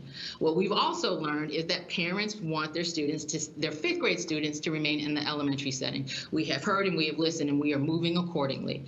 Also, thinking about it from the state position, state standards are packaged K through 2nd, 3rd through 5th, 6th through 8th, and then high school, meaning that there are certain arcs of learning which follow the contours of these grade bands. Their learning is designed in these particular grade bands, right? And then and connected to that, curriculum materials written to our state standards are also packaged by these grade bands. And state teaching licensing requirements fall along these bands. Elementary education's license is K through 5. So, makes sense. The data shows this in terms of our student performance, our parents want it, and it makes sense in terms of organizationally how we can best support our students. So phase 2 then for Metro Schools Reimagine, we're going to continue that great work that has been happening in our clusters. It's been exciting work. The principals, the central office folks, everyone who has been involved, they get jazzed, geeked, excited, hyped about this Metro Schools Reimagine work. We're going to continue that. And then looking at our leadership structures, because we've had some shifts, so we need to make sure that the leadership structures mirror those shifts. We're going to begin the cluster selection process, looking at the next set of clusters, looking at that with the Reimagine Steering Committee. Also, we're going to continue focusing on strengthening those academic pathways from elementary to high school. Again, we know that in order to prepare our students for success at high school and all of the wonderful academic program that lays before them, we have to prepare them at the elementary tier, right? We're going to reimagine extended learning opportunities. Dr. Springer mentioned that earlier. Again, always thinking, what can we do differently? What can we do differently? And then we're going to implement K-5 configuration plans for Maplewood, Pearl Cone, and Whites Creek. And so with that, I'd like to introduce my colleague, Mr. Ryan Latimer. He's the Director of Boundary Planning and Enrollment Forecasting, and he's going to talk to us a little bit about the K-5 configuration. Mr. Latimer. Thank you, Dr. Norris, and good evening, board members. I have just 3 slides to discuss on what moving to a K5-6-8 configuration would look like in Maplewood, Pearl Cone, and Whites Creek, as to how it would impact enrollment and facility utilization. All 3 slides will follow this general format, so I'll discuss this one and the layout in more detail, and then we'll go over the highlights on the next 2. So this slide shows the schools in this cluster down the left-hand side. It's got 3 years of enrollment history. The projected 5th grade class in the 2021-22 school year, and this is assuming that all of their current 4th graders return as 5th graders next year. The current utilization is the next column, and that is based on the October 2021 enrollment, so their current enrollment. And then the next column is the initial projection if the grade configuration were changed to a K5-6-8 structure. And so this factors in the school's current enrollment, rolling their 4th graders into 5th grade, and also a percentage increase to account for returning to hopefully more normal school year. And so for the Maplewood cluster, you can see that this would add 270 students to the elementary schools, and the utilization would increase from 56% to 71%. And then you can see that Jerry Baxter would become a 6-8 school, and so they would see a little enrollment decline. And overall, the Maplewood cluster would add 322 students and would see a higher utilization rate. Next slide, please. For the Pearl Cone cluster, the elementary schools would add 214 students, and their utilization would go from 36 to 46%. John Early and McKissick Middle Schools would become 6-8 and would see an enrollment decline. And overall, the Pearl-Cohn cluster would add 226 students. And for the Whites Creek cluster, the elementary schools would add 168 students, and their utilization would go from 68% to 85%. And Haynes would become a 6-8 school and would see a little enrollment decline. And overall, the Whites Creek cluster would add 176 students. And then I just wanted to add one quick note on the elementary school capacities. Under a K-5 scenario, the schools would see a small increase in capacity to account for more classrooms now having a 25-to-1 student-teacher ratio instead of a 20-to-1 student ratio. And so for Alex Green in this, they would add 2 rooms of 5th grade, and that would add roughly 10 students to their capacity. So it would go from 349 students to 359. And that's all I have. Thank you for your time. Thank you so much, Mr. Latimer. And so the question is, how can the board support the ways that you have done so magnificently up to this point? Think about budget to prioritize K-5 instructional structure around the capital and operational budget, and certainly continue to advocate for strengthening those community partnerships across the district. We have seen, certainly in this moment, how important they are, and they will continue to be so as we move forward into the future. And so with that, we want to say from Dr. Randolph, Dr. Springer, Mr. Latimer, myself, thank you so very much for your continued support and certainly for your attention this evening. We appreciate the opportunity to share with you the great work that is continuing to happen in our district, from our community partnerships to the exciting work around Metro Schools Reimagined. The district's collective efforts will result in improved outcomes for all of our students. Again, thank you, thank you, thank you. Thank you for that presentation, Ms. Norris and team. I'll open the floor for questions before we move on. Was there anything else you wanted to say, Dr. Battle, around your report? No, ma'am, I don't have anything else to add at this time. All right, board members, questions, thoughts, concerns? Please just turn on your video.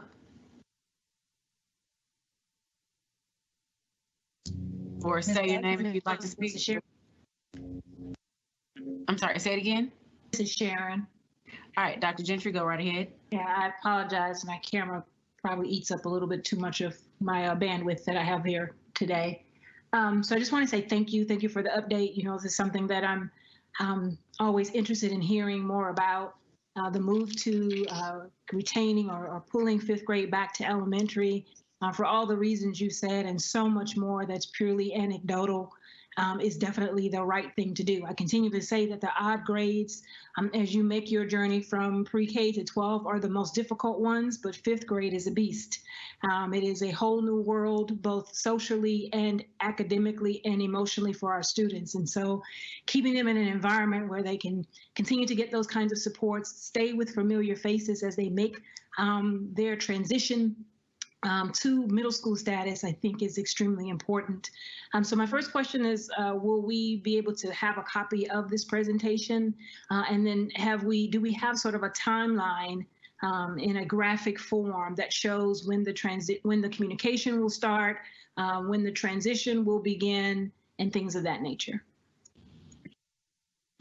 Yes, ma'am. Thank you for that question, and thank you for those words, Dr. Gentry. Absolutely, we will make sure that this presentation is available to the board. And concerning the timeline, we are meeting with the steering committee to make sure that we are considering all of those factors, particularly around the move for the K-5 configuration. We've done lots of planning and certainly are well positioned to make that happen. And to your point, we want to communicate it out in a timely manner. And certainly, I'm hearkening back to our community meetings in the summer where we were meeting with members in your community in the district concerning these moves and how important it was to make sure that we were communicating effectively and communicating clearly what was happening. And so certainly we will be teasing out the communication timeline, and we'll make that available to you as soon as it is available.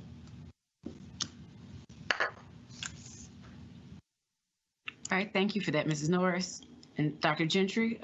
Anyone else have a question or comment? Please just say your name. Hi, Ms. Bugs, Ms. Jeannie. Quick question. So thinking about this transition to fifth grade, I can tell you that that is something that I've wanted to see for a long time, for fifth grade to elementary.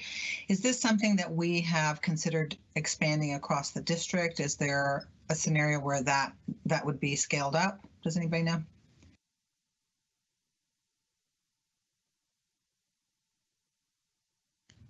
Hi, Ms. Walker. Yes, we absolutely have. That is a part of the plan.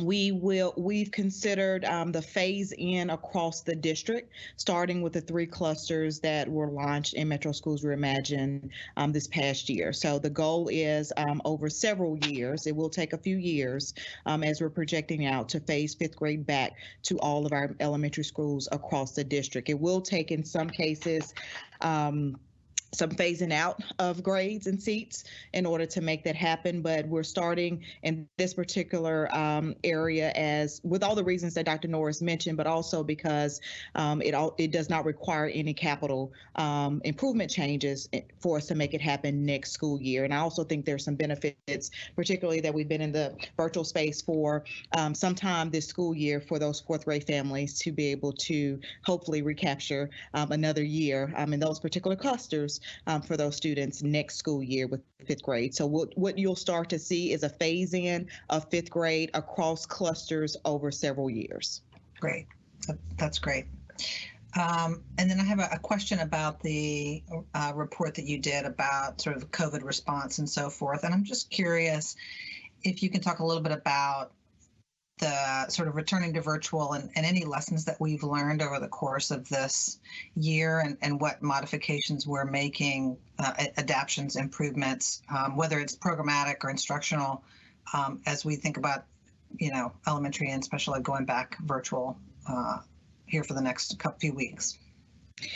Well, I certainly think a lot of the information that was provided through our community update by Dr. Randolph and Dr. Springer provided some insight to some feedback and learnings we've had that we wanted to make on the ground with supports for families and students as well as instructionally. We specifically highlighted the EL supports, but we have also had significant adjustments as well with our exceptional education population in our curriculum, as well as particularly the pacing for our elementary students. That was very specific feedback we received from parents over the course of the first and second quarter that we've adjusted and will continue to adjust based upon the feedback provided. One thing that we did anticipate at the start of the school year that has paid dividends for us, given our continuity of learning plan, was the way in which we approach not only our core instruction, but our interventions, and having conversations with principals and having conversations with teachers. They are seeing lots of benefits to having a structured and district-wide intervention system that's accessible for all students. And so we've received very positive feedback in that space. We'll continue to partner and provide professional development so we can maximize every component of the systems that we've identified. And again, we provided those interventions at the district level, something we've not done in a long time for all grade levels from K through 12. So those are some of the adjustments we've made. At the school level, there's been some specific adjustments that individual schools have made. We talked about the director's teachers cabinet, and it has been a pleasure learning all the best practices from our teachers that are implementing every day. And so we're in a space right now where teachers are sharing those best practices, and we're sharing videos and just modeling some of those best practices across the district so we can leverage the very best of what we have. So we'll continue those feedback loops to get information and feedback from our students, our staff, our teachers, our parents, our principals, to refine all of our strategies in the virtual learning space in particular.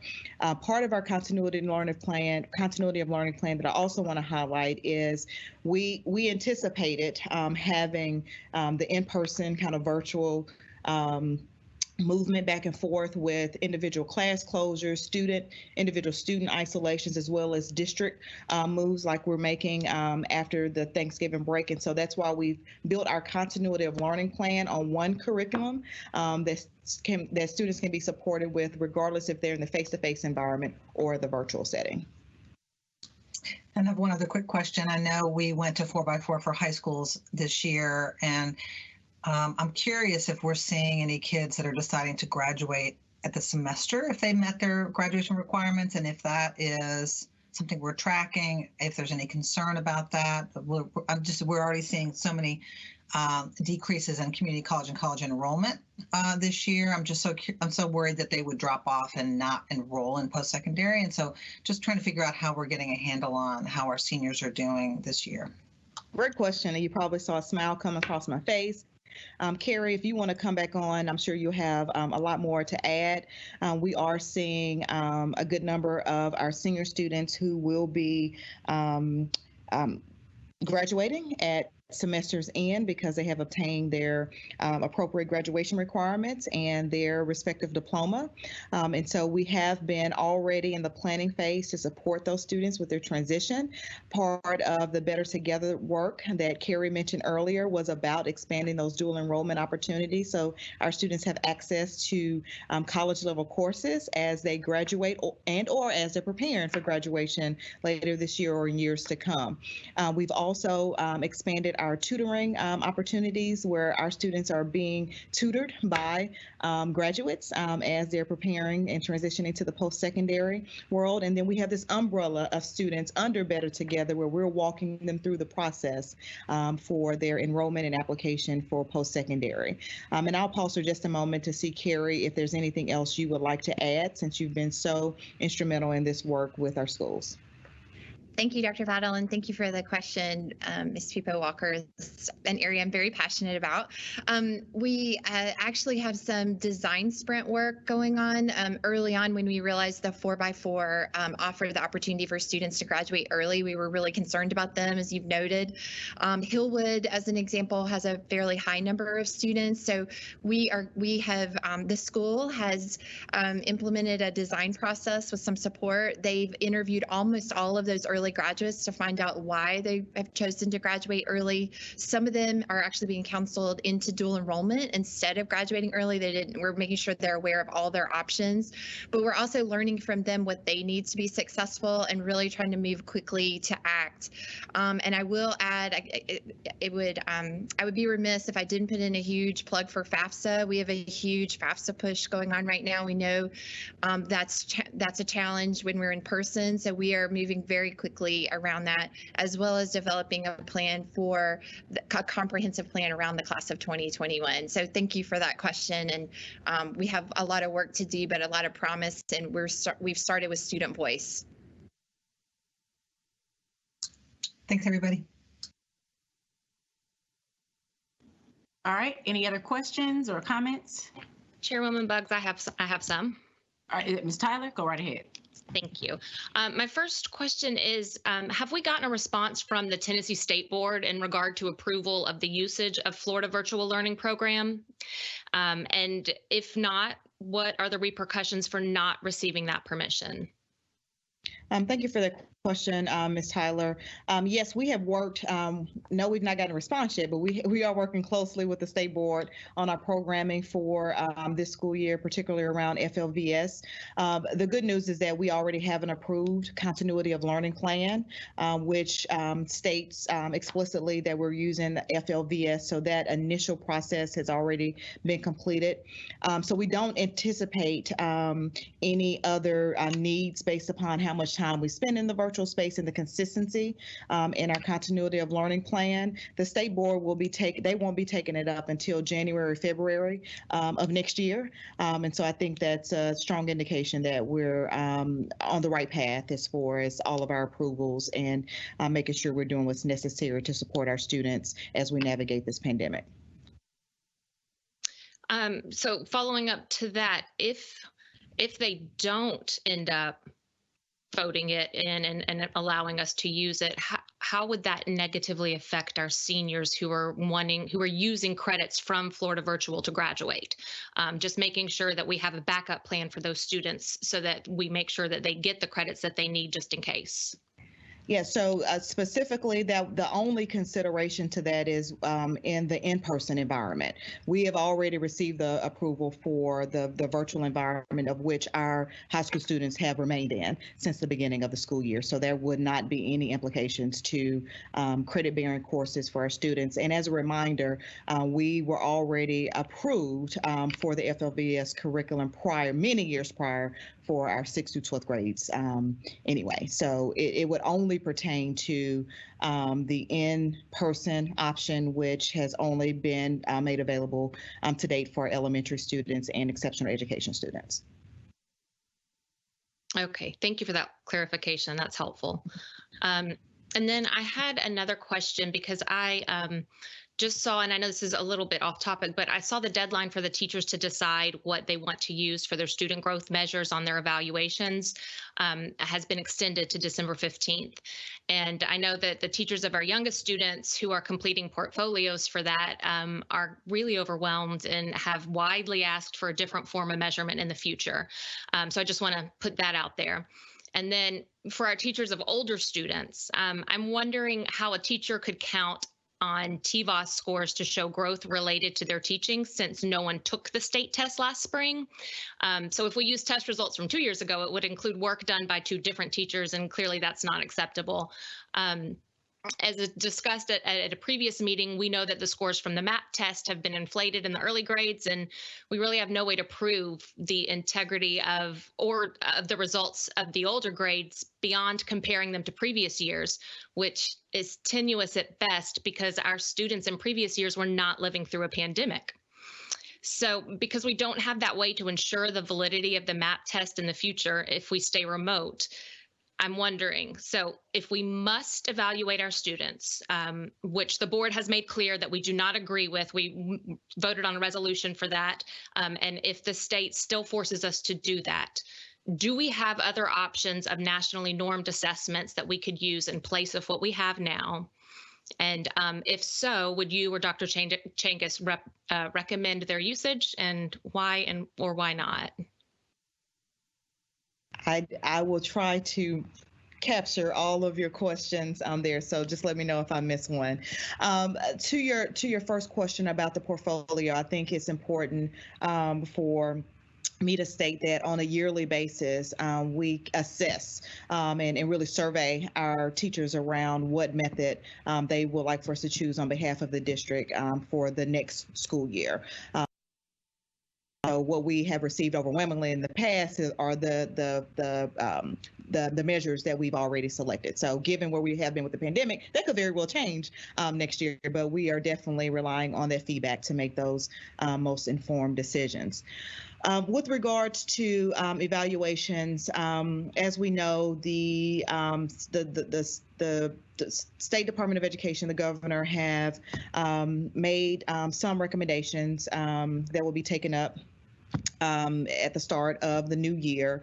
They haven't been approved yet. That will give some relaxing to the evaluation system. So it's a step in the right direction, but it does not completely relieve us of the need to evaluate. In addition to that, until that decision is made and hopefully voted upon, we have to continue to follow what the state has also already required of us with our teacher evaluations. With regards to the 15% measures, there are a number of measures that teachers can choose from. TVOS is only one of them, but there are a number of measures that, teachers get to choose. We don't dictate to them which measures to choose. There are some in every year that are more reliable than others. And so our team is supporting teachers and school teams and principals with advising if there are questions about which measures might be available or not, or which ones might be most relevant. But teachers get to make that individual decision based upon all the measures that the state has approved. And so we must follow the approved list unless we hear otherwise or there's a different decision that is made.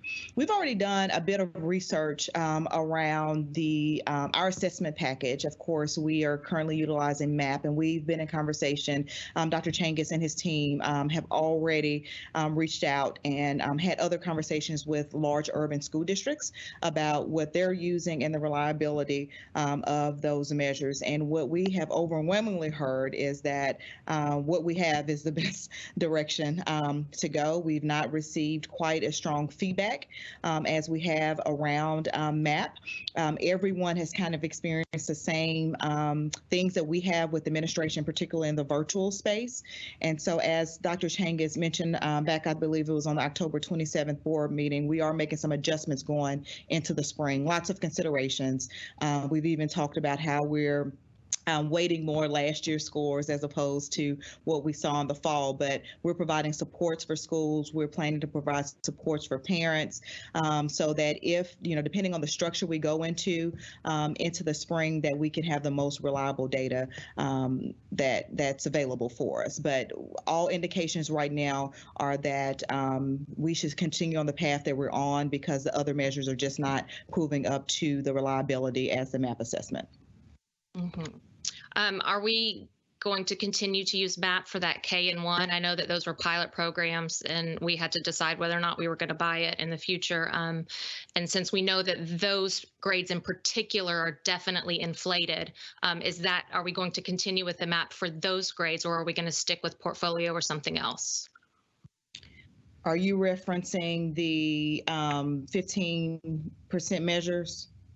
Well, I mean, it's part of it, but also just in general, using the MAP testing moving forward for our kids, if that's what it sounds like we're going to continue to do, since there's not a better choice out there at this point. If we are going to continue to use that, then are we going to do that for K and 1, since we know that the scores that we got in the fall were inflated? Yes, we're planning to continue with MAP. As we move into the spring, and then we'll continue to assess. I mean, it's a part of our continuous improvement model to continue to assess its reliability and the effectiveness, particularly if we have to administer again in the virtual space. Mm-hmm. It just concerns me to use MAP again for their kindergarten and first graders because we don't have an accurate baseline for them. I mean, Dr. Changas even admitted that it's inflated. So, I mean, I guess if we're going to use it for second and above, where he feels more confident that that represents those students, that makes more sense than trying to use it again in a group that we know it's not going to give us the data we need. Well, it gives us an opportunity again. Remember, there's three. We had previously planned for 3 administrations. And so what the spring semester will do for our earliest learners who are just entering the MAP space is to give us that baseline again. So we know what happened in the fall. We're taking that all under consideration and measurement in regards to its reliability. And so we are going to reset again in the spring to make sure that we have better baseline data for all of our students as we move forward. Part of some of the adjustments that you've seen have been around how we're using MAP, not particularly the fall data for academic magnet eligibility and other considerations. And so we are going to be very cautious in our application of the data from the fall, and are looking to reset and really create that foundation of information for our earliest learners in particular, because for other students, we do have years of data that help set the projections for them as we move forward into the spring and for years to come. Great. And then I guess going back to the 15%, and you had said that there were different choices other than TVOS. I may have missed it, but when I was going through as a teacher, you had to use TVOS. You could choose whether you used your individual school or the TVOS for your school or the TVOS for this particular area. But I don't remember there being a choice other than using TVOS. It was just the matter of which group you were going to use it for to represent you. Has that changed, and what are the other options? Yes, so the approved achievement measures range from various state assessments and success rates across different courses and grade levels. It includes TVOS composites, as you're mentioning, at the school level, and it includes a number of off-the-shelf assessments. So one of them includes MAP assessment.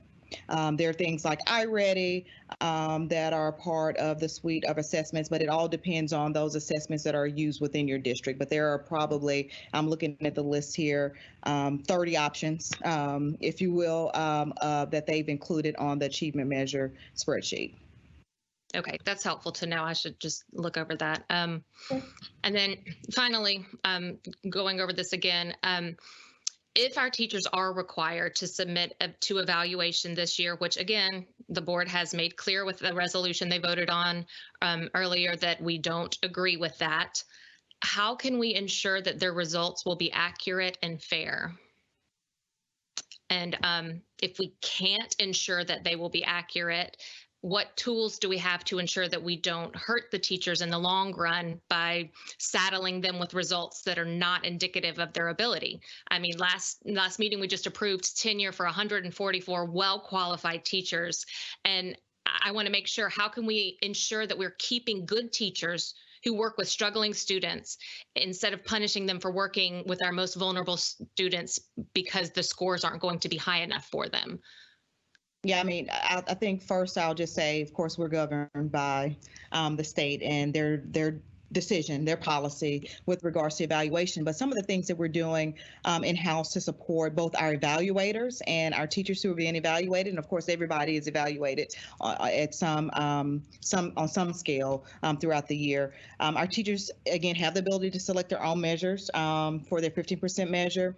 We are providing both in-person and virtual planning and instructional delivery supports. And so what you'll see is a crosswalk of what the team evaluation called for in the in-person setting and what that looks like in the virtual learning environment, just for clarity, transparency, and proactive planning.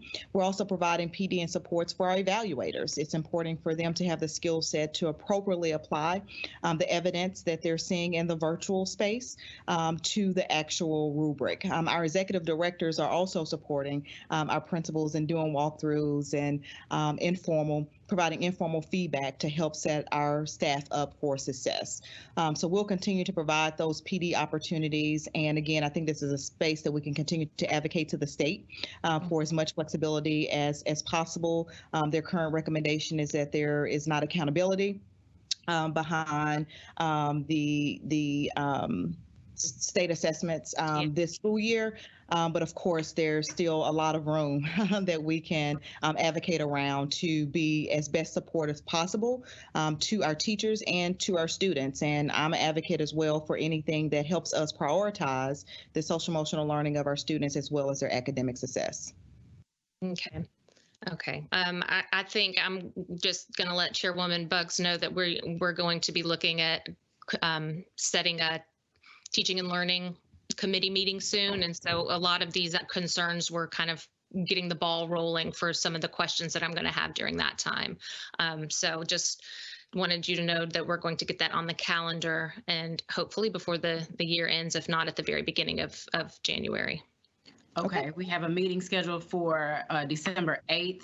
That will be virtual. That will be our last meeting for the year. So let me know within the next few days if you would like to schedule that on that day. And if not, we can add it to the 1st of January. Okay. All right. Thank you. All right, Mr. Little.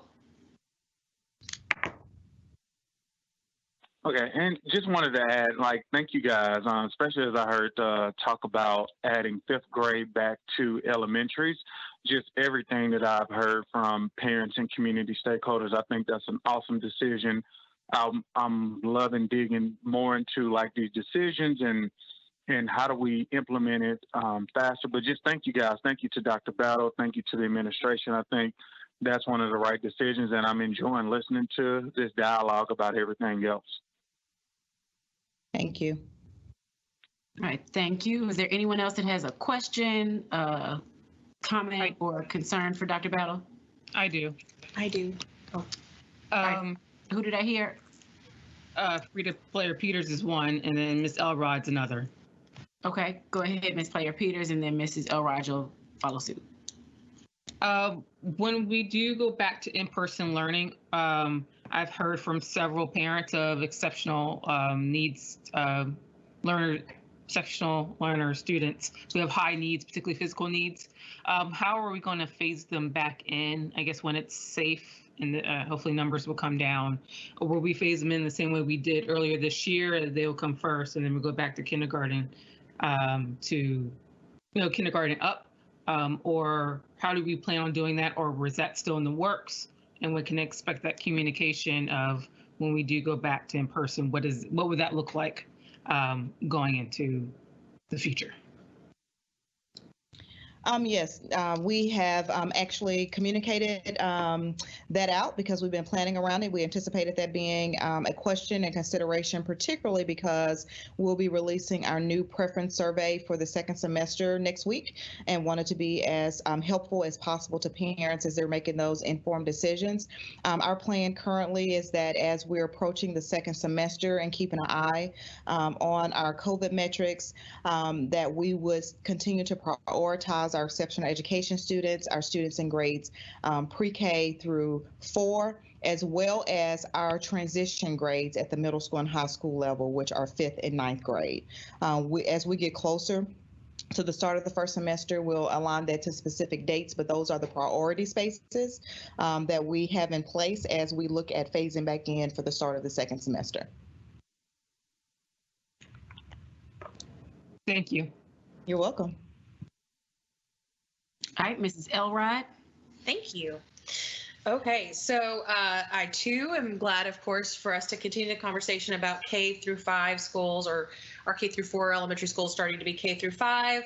I know that's been a conversation that we've had before on the board floor, and I know that Mrs. Pupa Walker asked about how often would that happen, and the answer was several years. I'm trying to find out, is several years like 5 years? Several years, 10 years? Do we have an approximate timeline? For phasing in 5th grade? Yes, ma'am. Yeah, we're looking at phasing in over the course of approximately 5 years at the minimum. And of course, we're looking at this by clusters to make sure that we have a very streamlined approach for consistency, and particularly in pathways, given the Metro Schools Reimagine work. So it could take upwards of 5 or more years to make sure that we can get 5th grade back phased in into our elementary schools. Okay, thank you. I know that it's being done by clusters and pathways. As you know, one of my schools, Cole, is K through 5 this year, and it's been very popular. So I understand there's going to be some outlier situations because of the pathways, and of course, as enrollment changes in certain areas. So I appreciate that it continues to be a focus, and that we have that kind of 5-year approximate timeline of a minimal start. Additional questions that I have is in response to, I know that we are leaning in on our teachers cabinet like we usually do on providing us information, particularly for Reimagined. Are we also considering using the student cabinet and the new support staff cabinet? Yes, we are. Dr. Springer, would you like to come on and address that specific question around the student cabinet and the staff cabinet? And Dr. Norris, feel free to chime in. Absolutely. We want to make sure that we are engaging our students from a variety of schools in the process, and anything that we have planned, thinking we are supporting them, we want to hear from them first, and we want to make that a priority and part of our process, as you heard earlier in some of our examples. So we're going to meet with them regularly. We have, and you've already seen some of the fruits of their labor with their videos and some of their other work. As we have worked to respond to their needs. And I know that Dr. Norris also is focused on the teacher cabinets and can provide some more information around that piece. Absolutely. Thank you so much, Dr. Springer. So the teachers cabinet and the staff cabinet have been wonderful opportunities for us to connect with teachers, to learn their experiences, and certainly taking from them their experiences and their best practices and figuring out how we share them with the district. And so certainly before we make any moves concerning what it might look like for them and what it might feel like for them, we make sure that we take it before the teachers cabinet, share out the ideas, hear their perspectives and their feedback. It's been a wonderful, wonderful gathering of dedicated, passionate educators. And similarly then with the staff cabinet, different side of the same coin, right? They have different responsibilities, different ways to support our students and our families. And I'm going to tell you, and Dr. Battle can certainly attest to it, we met with them. They are so they believe so deeply in what we're doing in Metro. I mean, the passion, even as they're facing those moments when, you know, the challenges that we all face, that staff cabinet and that teacher's cabinet, they will lift you up and they will certainly put you on cloud nine. And so we are taking their feedback. We're capturing them in a critical issues log. We're making sure that we're capturing the feedback that they're sharing with us so that we can shift our practices and continue to meet their needs. And so we have opportunities to lean in, ask questions, and they are more than happy to share with us the feedback that we need. Thank you. I am so glad that we continue to look towards the teachers cabinet, and I understand that they're a wealth of knowledge, but I'm frankly glad about the creation of the support staff cabinet, and I think that that's an untapped area of enthusiastic support and a wide breadth of knowledge of not only about MNPS but about our students. So I appreciate that both of those are being looked into, and of course, as I'm sure you are well aware, us on the school board have often talked about how can we elevate student voice and have more of that in every possible way, and so I appreciate that that's being heavily considered as well. So thank you. And then my last thing is about the barometer that was shared. And I want to make sure that we call attention to that, as that's been a large project that required the assistance of a lot of people internally and also externally. And frankly, as somebody that has been maybe the loudest about us having a parent and staff facing barometer and a metric to be able to show to parents and staff about how we're making those decisions and kind of what's the weight of those. I really appreciate the tremendous amount of work that was created into putting that together and us sending that out. So to that note, when are we sending that out? Is that going to be given to parents and staff through a communication upcoming, or how are we planning on providing that to them, and in what ways can they continue to access that as we continue to navigate this COVID experience for all of us?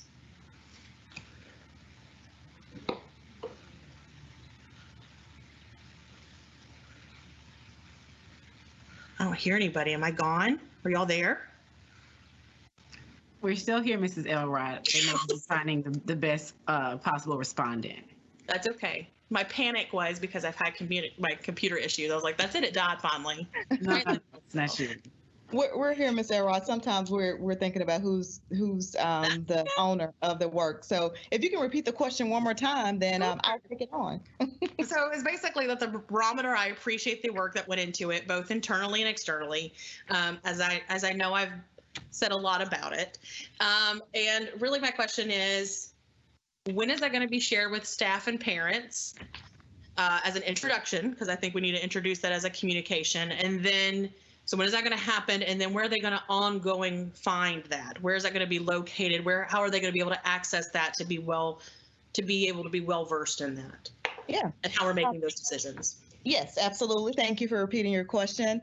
We're in the process of releasing that information out to our parents, so they'll be hearing from us over the next day and into next week with an introduction and kind of context setting around the thermometer itself and the concept. So we have already got some communication tools in the work to start pushing out to our parents.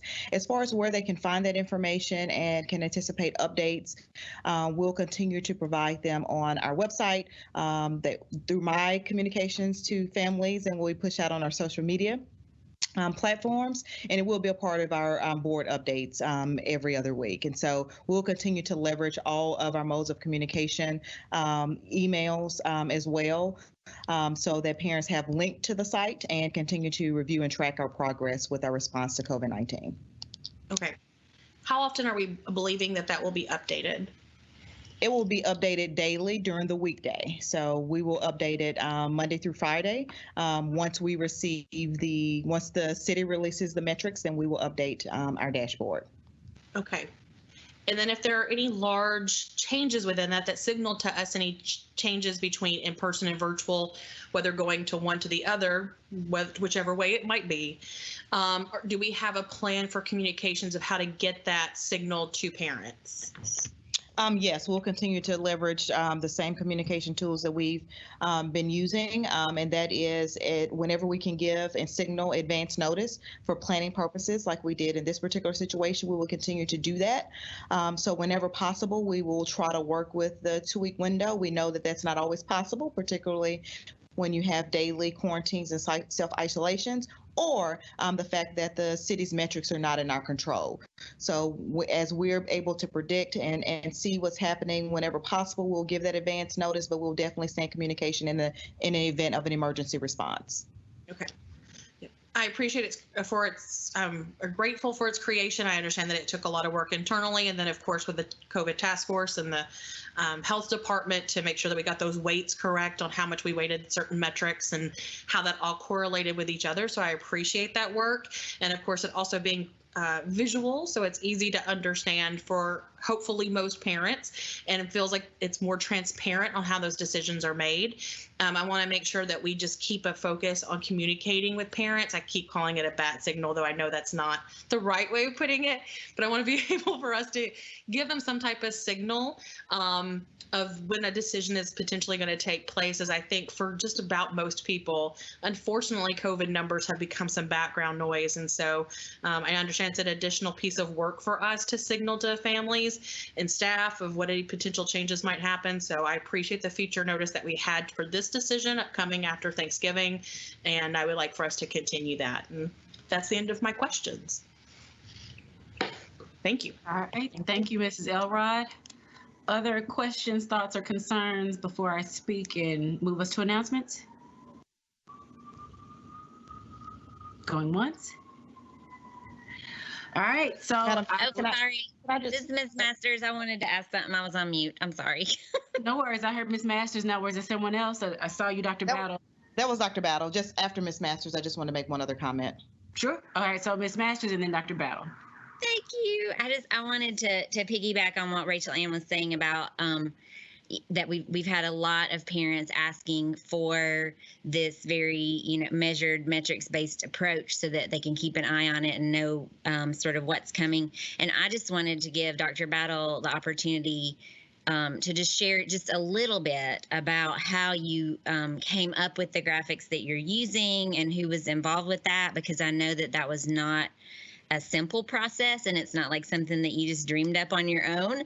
And so I just wanted to be sure to give you the chance just to share about some of the different areas that you were able to bring in to help with that.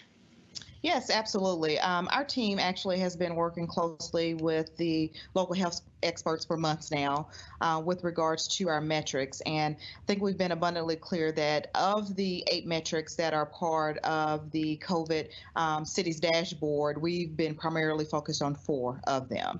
And given those 4 metrics, we took the metrics that are part of the COVID task force, and instead of just having the color-coded system, red, yellow, and green, and as I explained, red has a very wide range, we wanted to be able to show the impact of those metrics on our local COVID scenario. And so of the 3 metrics that have been pulled into the formula, we had lots of conversation internally and also with our local health experts, Dr. Jahunger, Dr. Hildreth, the Metro Health Department, and Dr. Gil Wright, and also Leslie Waller, and a few others who have taken the opportunity to give us feedback on the particular formula, particularly for weighting and looking at the weights in regards to the significance and the implications it can have on our ability to operate our schools.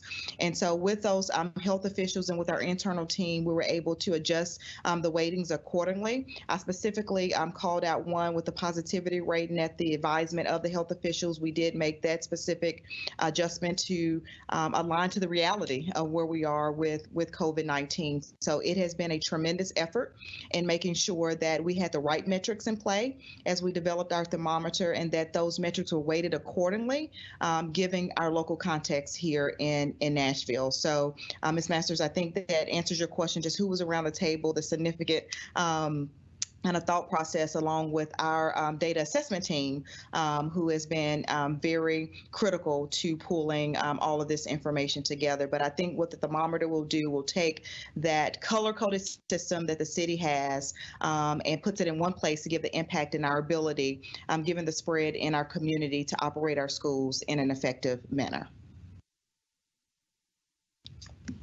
That's great. I just wanted to sort of highlight the fact that some of our public health officials and Metro Health Department were involved and helpful with that. And I'm not going to ask you to comment on this, but I'm going to comment that I have felt a lack of support from our mayor in this endeavor, and that I am very grateful that we were still able to bring some other leaders from our community on board to assist with this effort. A lot of cities that have comprehensive COVID response plans that truly include schools and place a priority on having children in schools over other activities have a lot of really strong leadership coming from the top, from the mayor's office. And schools have not been wrapped into our overall community plan from that level here in Nashville. So I'm not asking a question about that. I don't want to put you on the spot there, but I am just pointing that out to say that I am grateful for the work, the extra work that's gone in on the part of school administration to ensure that we can have a metrics-based approach, even outside of what the city is or is not choosing to do. Thank you. And Ms. Masters, as you mentioned, we're not at it alone. So I greatly appreciate the collaboration and partnership with our health officials. And we've learned a lot since we've entered into this pandemic. And so our ability to be responsive to the changing metrics as well, and all the indicators that will help guide our decision-making process, we wanted to be responsive to. So thank you for that acknowledgement of our great team and to those partners who are always making themselves available to us to help advise. Yeah, it is so fortunate and ideal when multiple entities around the city can come together to work on something like this. So I'm just very appreciative of that. Absolutely. All right, thank you, Mrs. Masters. Were there any other questions or thoughts or concerns? I was just going to make one comment, Ms. Buggs. Okay. Ms. Tyler asked several questions early on, and I told her I might forget one, but I just want to make sure that I was clear about her question related to the Florida virtual school and where we were in compliance and where we're waiting on the state board. So just to be clear, the approvals that are already in place are for all virtual. For all virtual, we have previously been approved for our 6 through 12, but we're waiting for approval from the state board, which they'll take up at the beginning of the year, and is in the FLVS for in person. So that's what they'll be taking up, which has already been approved by this board at the next state board meeting. So I just wanted to be clear about that, given the series of questions that you asked. So we're good with the virtual. The in-person piece is what we're waiting for the approval from the state board, and hopefully we'll get that the first of the year. Thank you. You're welcome. All right, thank you for that, Dr. Battle, and thank you, colleagues, for your questions and statements. I have a couple of questions about the K-5, about the Reimagine Ed, and Dr. Norris, I'm so sorry for not calling you doctor, but Dr. Norris, what is the fiscal impact, not just of the K through 5 reimagining for next year for those 3 clusters, the Maplewood, Pearl Cone, and Weiss Creek clusters, but then also for the New Academy pathways? Might there be a chance that budgetary restraints would keep us from moving forward with these measures? Is this something that we need to begin actively campaigning and advocating for right now? What would your thought process be?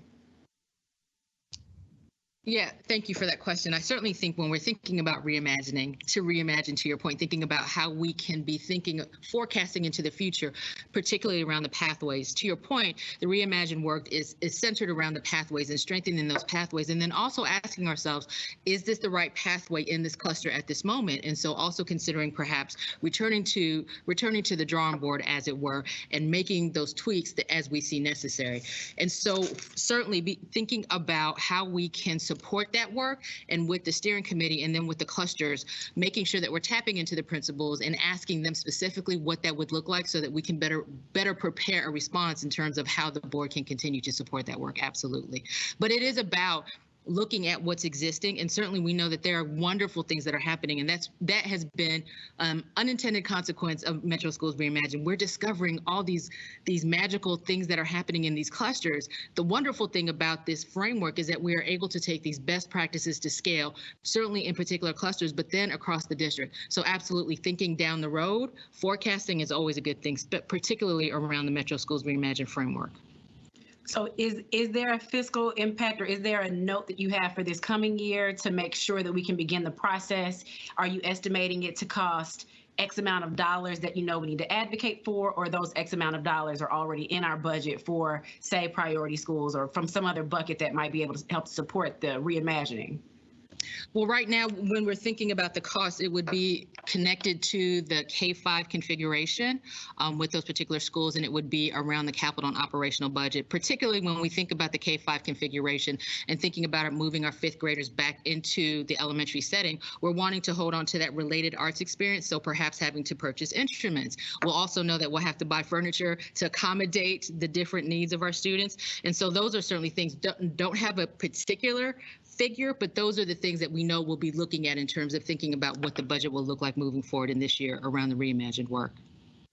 All right, well, I thank you for that, and I would ask you all to consider being able to offer a fiscal note, because as I sat here, as we spent 30 minutes talking about one single charter school, we haven't had a whole lot of questions about 3 schools that are predominantly African American, that are all historically have had have seen lower results than maybe their colleague schools, and that just don't have a lot of resources. And so I really want to push this board to say, this is what we need to be talking about. This is what I was hoping to hear a lot of questions about. You know, how do we make sure that the affluent downtown neighborhood stops opting out of Pearl-Cohn?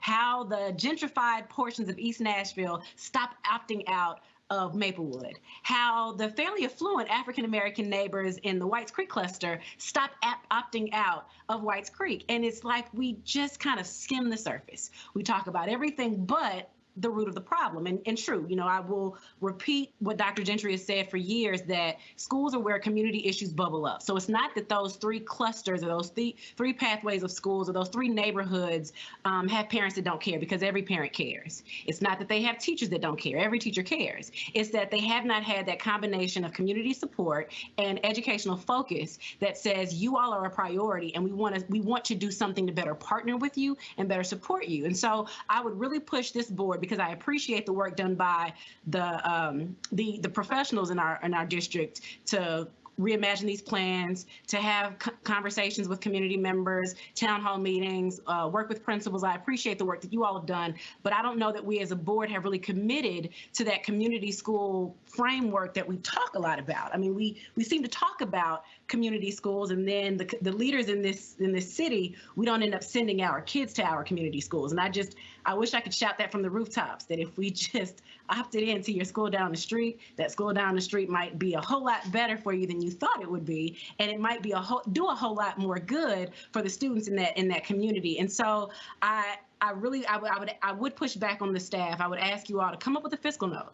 Be able to tell us, when it comes to facilities dollars, what it might cost to make these pathway changes. When it comes to the K-5 configuration, even if it's a low or high ball guesstimate, if you would be able to tell us what specific dollar amount we might be best able to advocate for. Because what I want to be able to do is to tell the city that if they care about equity the way they claim to while they're uncomfortable during a pandemic, this is what we need to do to push equity. Equity isn't just one movement. It's not one decision. It's not $1. I mean, it's a lens through which we view every decision. And I think we need to be able to advocate for a dollar amount that says, you put your money where your mouth is. If you think that equity is important in education, if you think that those students that you don't know, have never seen, and whose parents you might never hear from, that they deserve the same quality education that your child deserves, then this is what it's going to cost in at least these 3 neighborhoods. And then we'll be able to use these as case studies to scale this. So, I mean, part of me just wants to sit on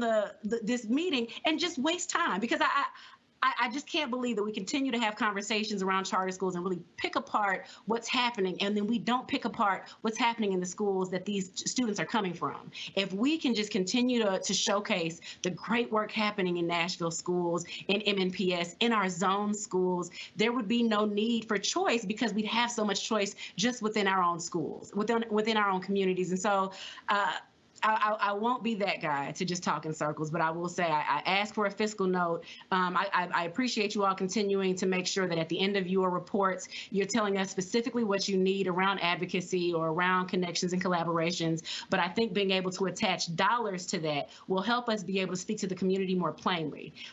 We were so excited to see that those community members who were suggesting that we should not raise property taxes, money that would help us literally just keep the lights on, that, they were trying to push back about that. I want to be able to have this dollar amount floating in their mind all the time, to be able to make real for them why we're asking for that extra money. It's not that we're trying to throw money at a problem, but we have wraparound services that our students are not getting if we can't have the money to fund it, to resource it, to offer professional development, to add IT support so that every student has everything that they need, no matter what their family situation is. So I'll just continue to press this board to think about districts that might be outside of your own or community schools and how we can really best support all of them. And then I would push the staff to just add that fiscal note.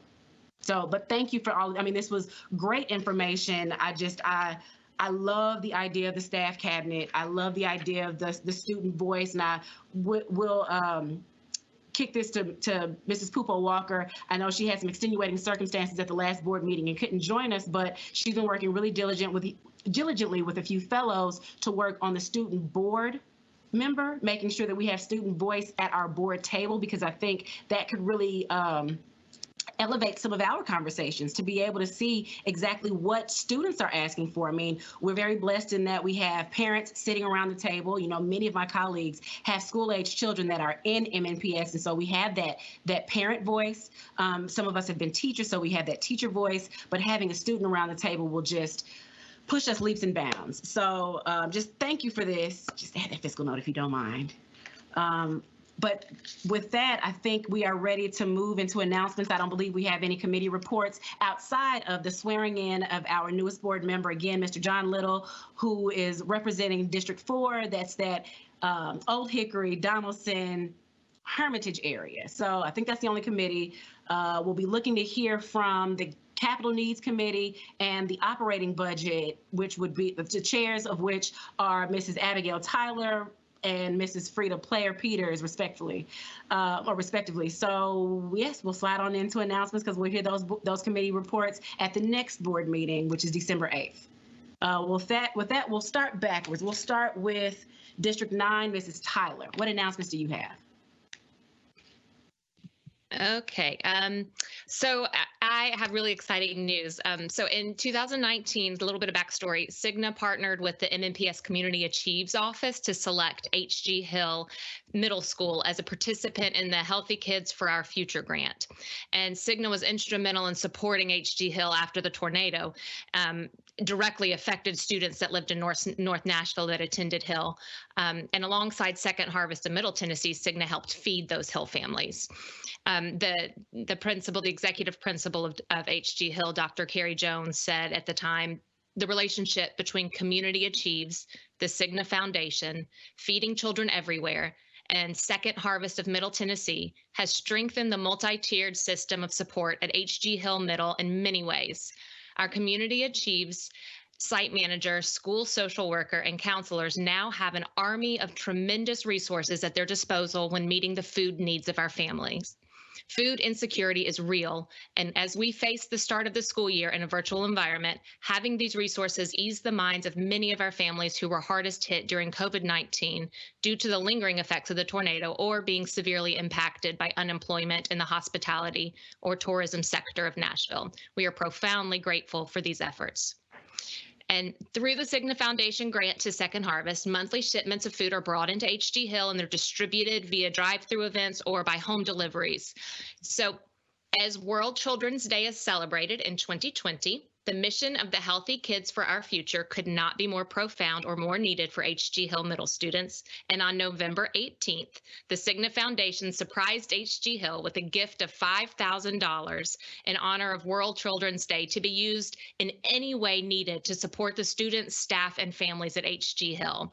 And the assistant principal, Danica Rucker, said she was there to accept the gift. She said, "We are honored to be a community achieved school and are appreciative of the partnerships it has brought to us.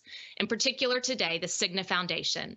The Healthy Kids for Our Future grant has already allowed our team to reach students personally in ways that we've not been able to do in the traditional school year. An unexpected outcome of the pandemic is to see our families outside of the school and address the needs that they have. The Cigna grant has given us so many tools to do this work, and it has been incredible to see the meaningful trust that has resulted. With the gift of an unrestricted $5,000, we will be able to dive a little deeper into what kind of social and emotional learning supports we can put in place for our students and staff on who we see struggling to keep pace with the needs in the virtual environment. So we are so excited for that. We thank you, Cigna, again, and I'm just excited to see what Hill does with it and how much we can get out of it and to help our students. So thanks. Very nice. Very nice. Cannot wait to hear about how that comes to fruition. Thank you for that. All right. District 8, Mrs. Virginia Pupo Walker. Thank you, Ms. Fox.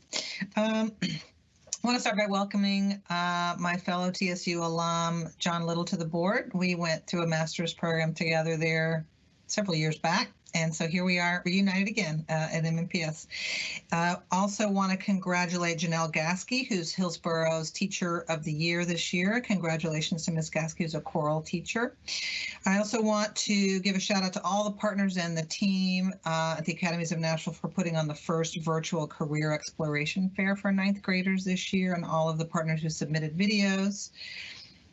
Thanks today to Bookham and our libraries for doing MNPS Books Giving today, where we gave out books for students K through 12. And then finally, I want to recognize the Nashville Conflict Resolution Center and National Honor Society students at Hillsborough for providing Thanksgiving meals today to families across District 8. And I wish all of my colleagues here a very happy Thanksgiving, and to all of the teachers and staff for all you do every day. Thanks.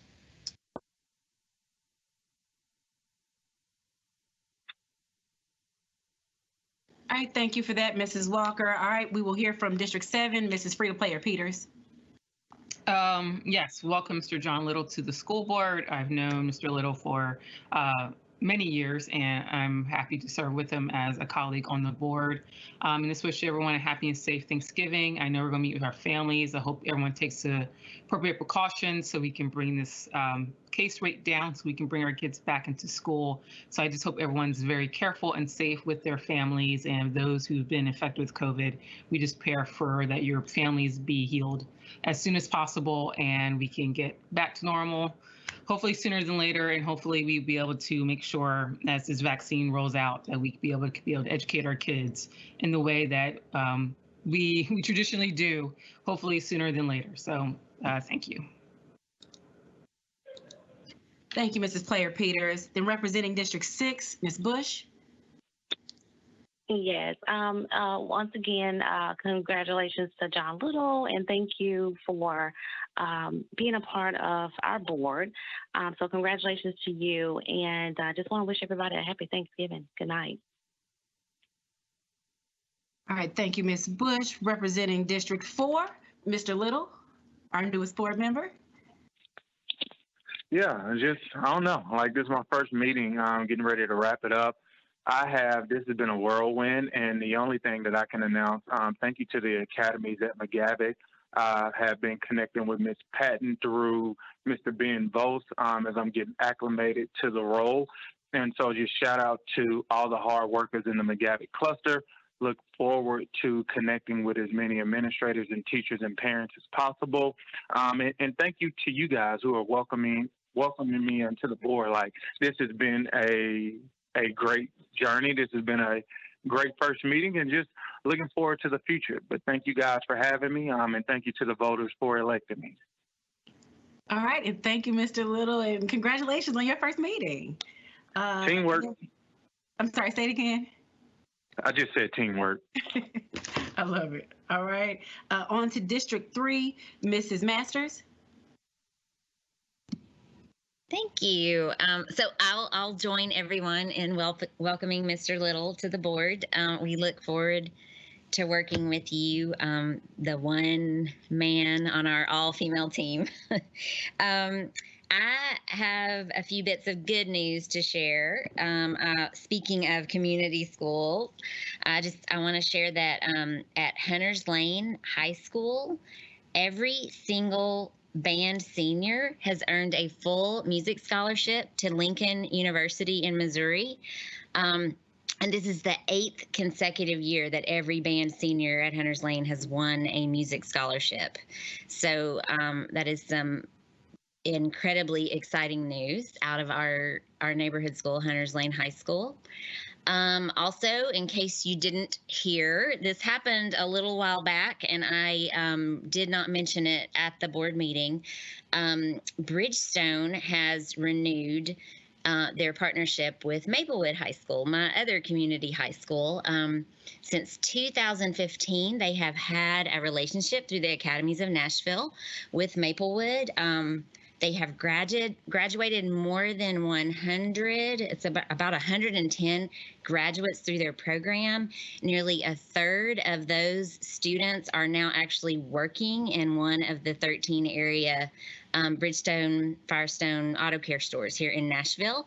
So I just feel like Bridgestone is helping us put our money where our mouth is when it comes to talking about vocational education and graduating students who are ready to embark upon careers. So I find that very exciting. I also want to mention that Pencil Foundation, our Pencil partner organization that does so many amazing things for us here in our schools, has embarked upon a huge endowment campaign to ensure that their work can continue well into the future. And they're already off to an amazing start with that fundraising. And we're so grateful because, as you may recall, they were able to provide us with so many of the materials that we needed very unexpectedly in response to COVID. They were able to help us get our hands on art supplies and all the things that we needed to get in the hands of students so that they could continue their work at home. And then one more thing, I know I'm talking a lot tonight. I am the board member representative on our PAC, our Parent Advisory Council. Very proud to fulfill that role. And it's certainly full circle for me as a 7-year PTO parent prior to being a part of the Board of Education. And the PAC is currently seeking members. So if you are interested in getting involved with schools as a parent, within your cluster and even at a larger level district-wide, speak to the principal of your school. Every school should and hopefully will have a PAC representative. And then when the PAC meets on January the 8th, they're actually then going to be electing officers and discussing the overall structure of the organization. And this is really your chance as a parent to join the conversation in a big way and talk with other parents from within your cluster and from all the other clusters, to talk with MNPS administration and to really be a voice for representing those in your school communities. So please talk to your principal if you'd be interested in doing that. And I think that's all I have for now. And everyone, please stay safe and have a happy and healthy Thanksgiving.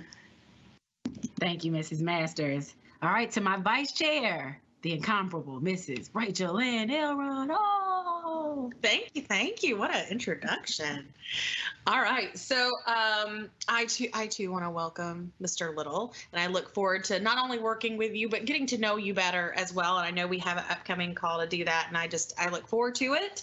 And I do have to say that Emily's announcement about Hunters Lane made me think of Anna and her deep love for band and her email address. So anyways, to think of that family, particularly during the holidays. I would like to thank several people for helping over at Cole, one of my great schools that like to let their light shine as their tagline. So we had Brentwood Hills Church, Heritage Church of Christ, and Woodmont Hills Church of Christ for helping at Cole for donations for their Thanksgiving food bags. Also at Cole, Delta Dental gave a grant to them for an additional filtered water filling station, which is awesome, as those are not only expensive, but the maintenance of those are as well. So that was super helpful. And then HCA Healthcare also helped over at Cole. Just in the past 2 weeks, there's been a lot of movement and busyness over there. HCA Healthcare has helped out 2 weeks ago almost with helping to paint the FRC, our Family Resource Center over there. So much help over there, and we really appreciate it. And then I also want to, sorry, I have my notes in 2 places. I also want to congratulate Ms. Karen Parks, who is over at Overton as the 2021 Teacher of the Year. She teaches English for EL students. And then additionally, I would like to congratulate Ms. Sandra Sue Barnes, and she is the 2021 Support Employee of the Year at Overton High School. And as I said earlier, both of these types of women are, of course, exceptionally dedicated to their students, and we couldn't do it without them. We are so appreciative to not only our teachers, but our support staff for helping make sure that a typical school year goes well, but even an exceptional school year like this year. And that's it. I hope everyone has a wonderful Thanksgiving and makes good choices. Thank you for that. And finally, the Dr. Sharon Gentry. What announcements do you have for us?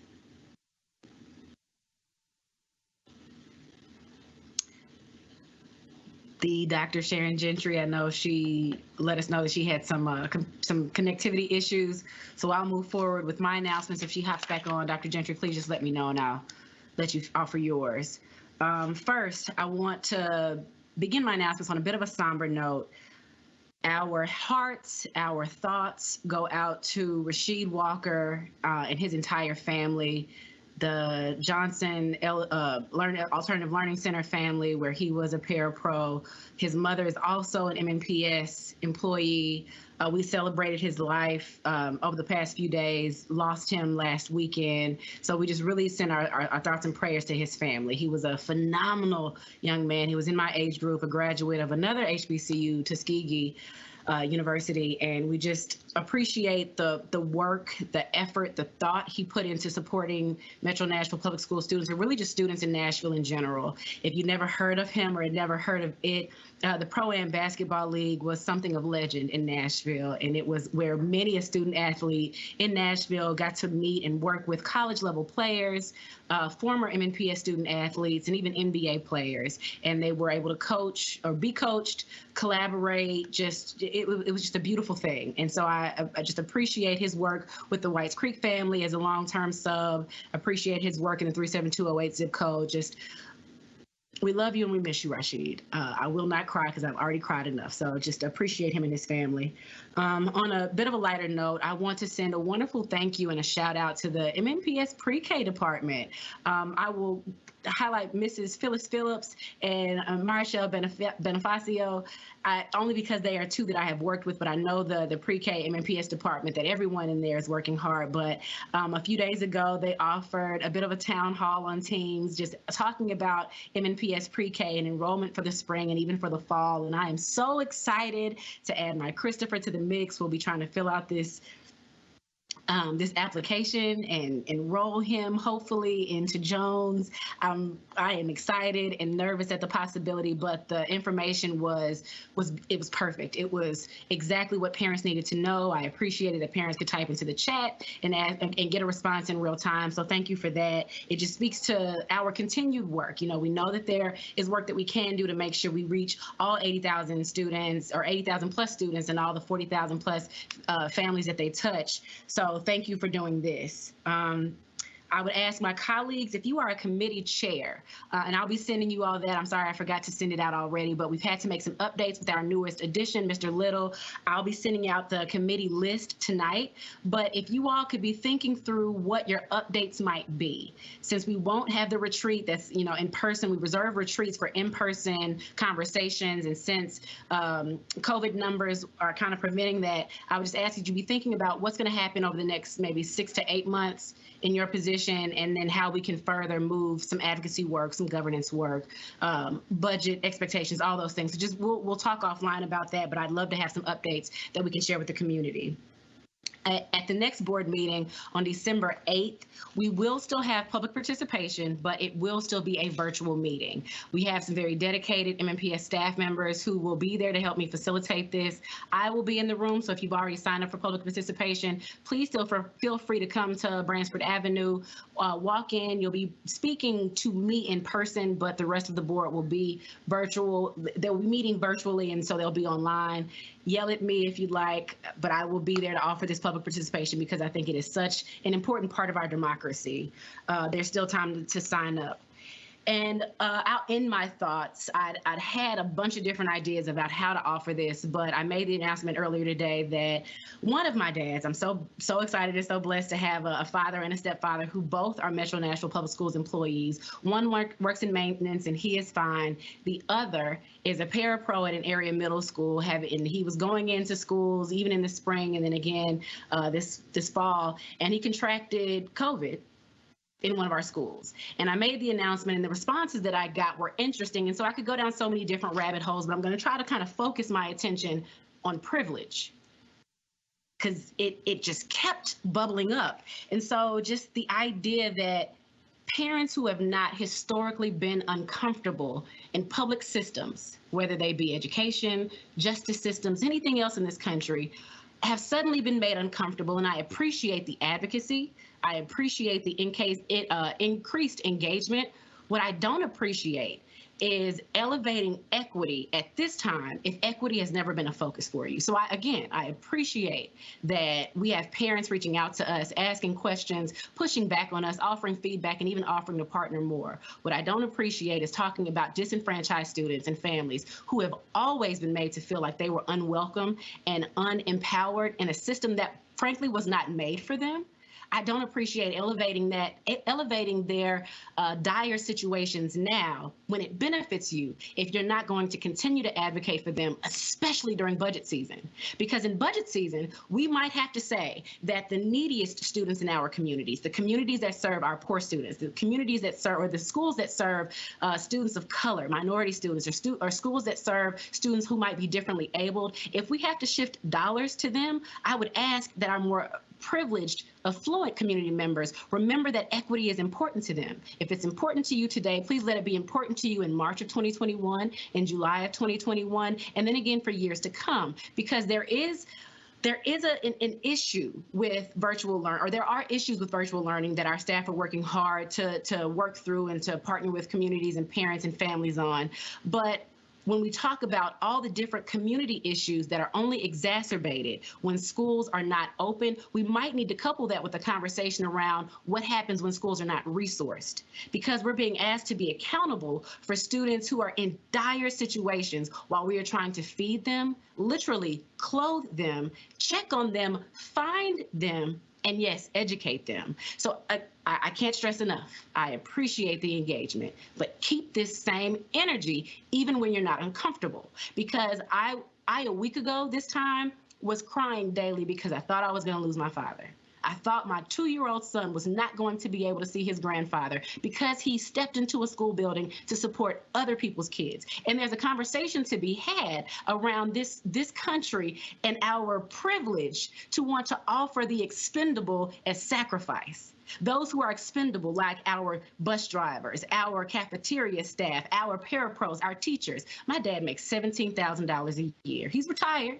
But there are staff members just like him that make $17,000 a year. And they are placed in situations where they are literally having to choose between their own health and safety and the safety of their families and funding their lives. So again, keep pushing back on us. Make sure that we are working for every child, every family, and every parent. But do it even when you're not uncomfortable. Remember those parents and families who have always been made to feel like they were pushed on the sidelines and should not be advocating. Remember those parents who are in a school building that doesn't have a PTO, that doesn't have a route for advocacy that they feel includes them. And I could talk for so long, because I'm telling you, last week, all I kept thinking about is if I lose my dad, how am I going to continue to be the professional that I claim to be? So I'm so excited that he is doing better. Thank you for the well wishes. But if you plan on tippy-tapping your keyboard and sending me well wishes for my father, but then saying that you want to put other people in harm's way, please just get straight to the point. Just tell me that you want to open schools and that you're willing to risk others, without having a conversation about how making in-person learning safer. So with that, I could say so much more. This meeting is adjourned. Thank you all.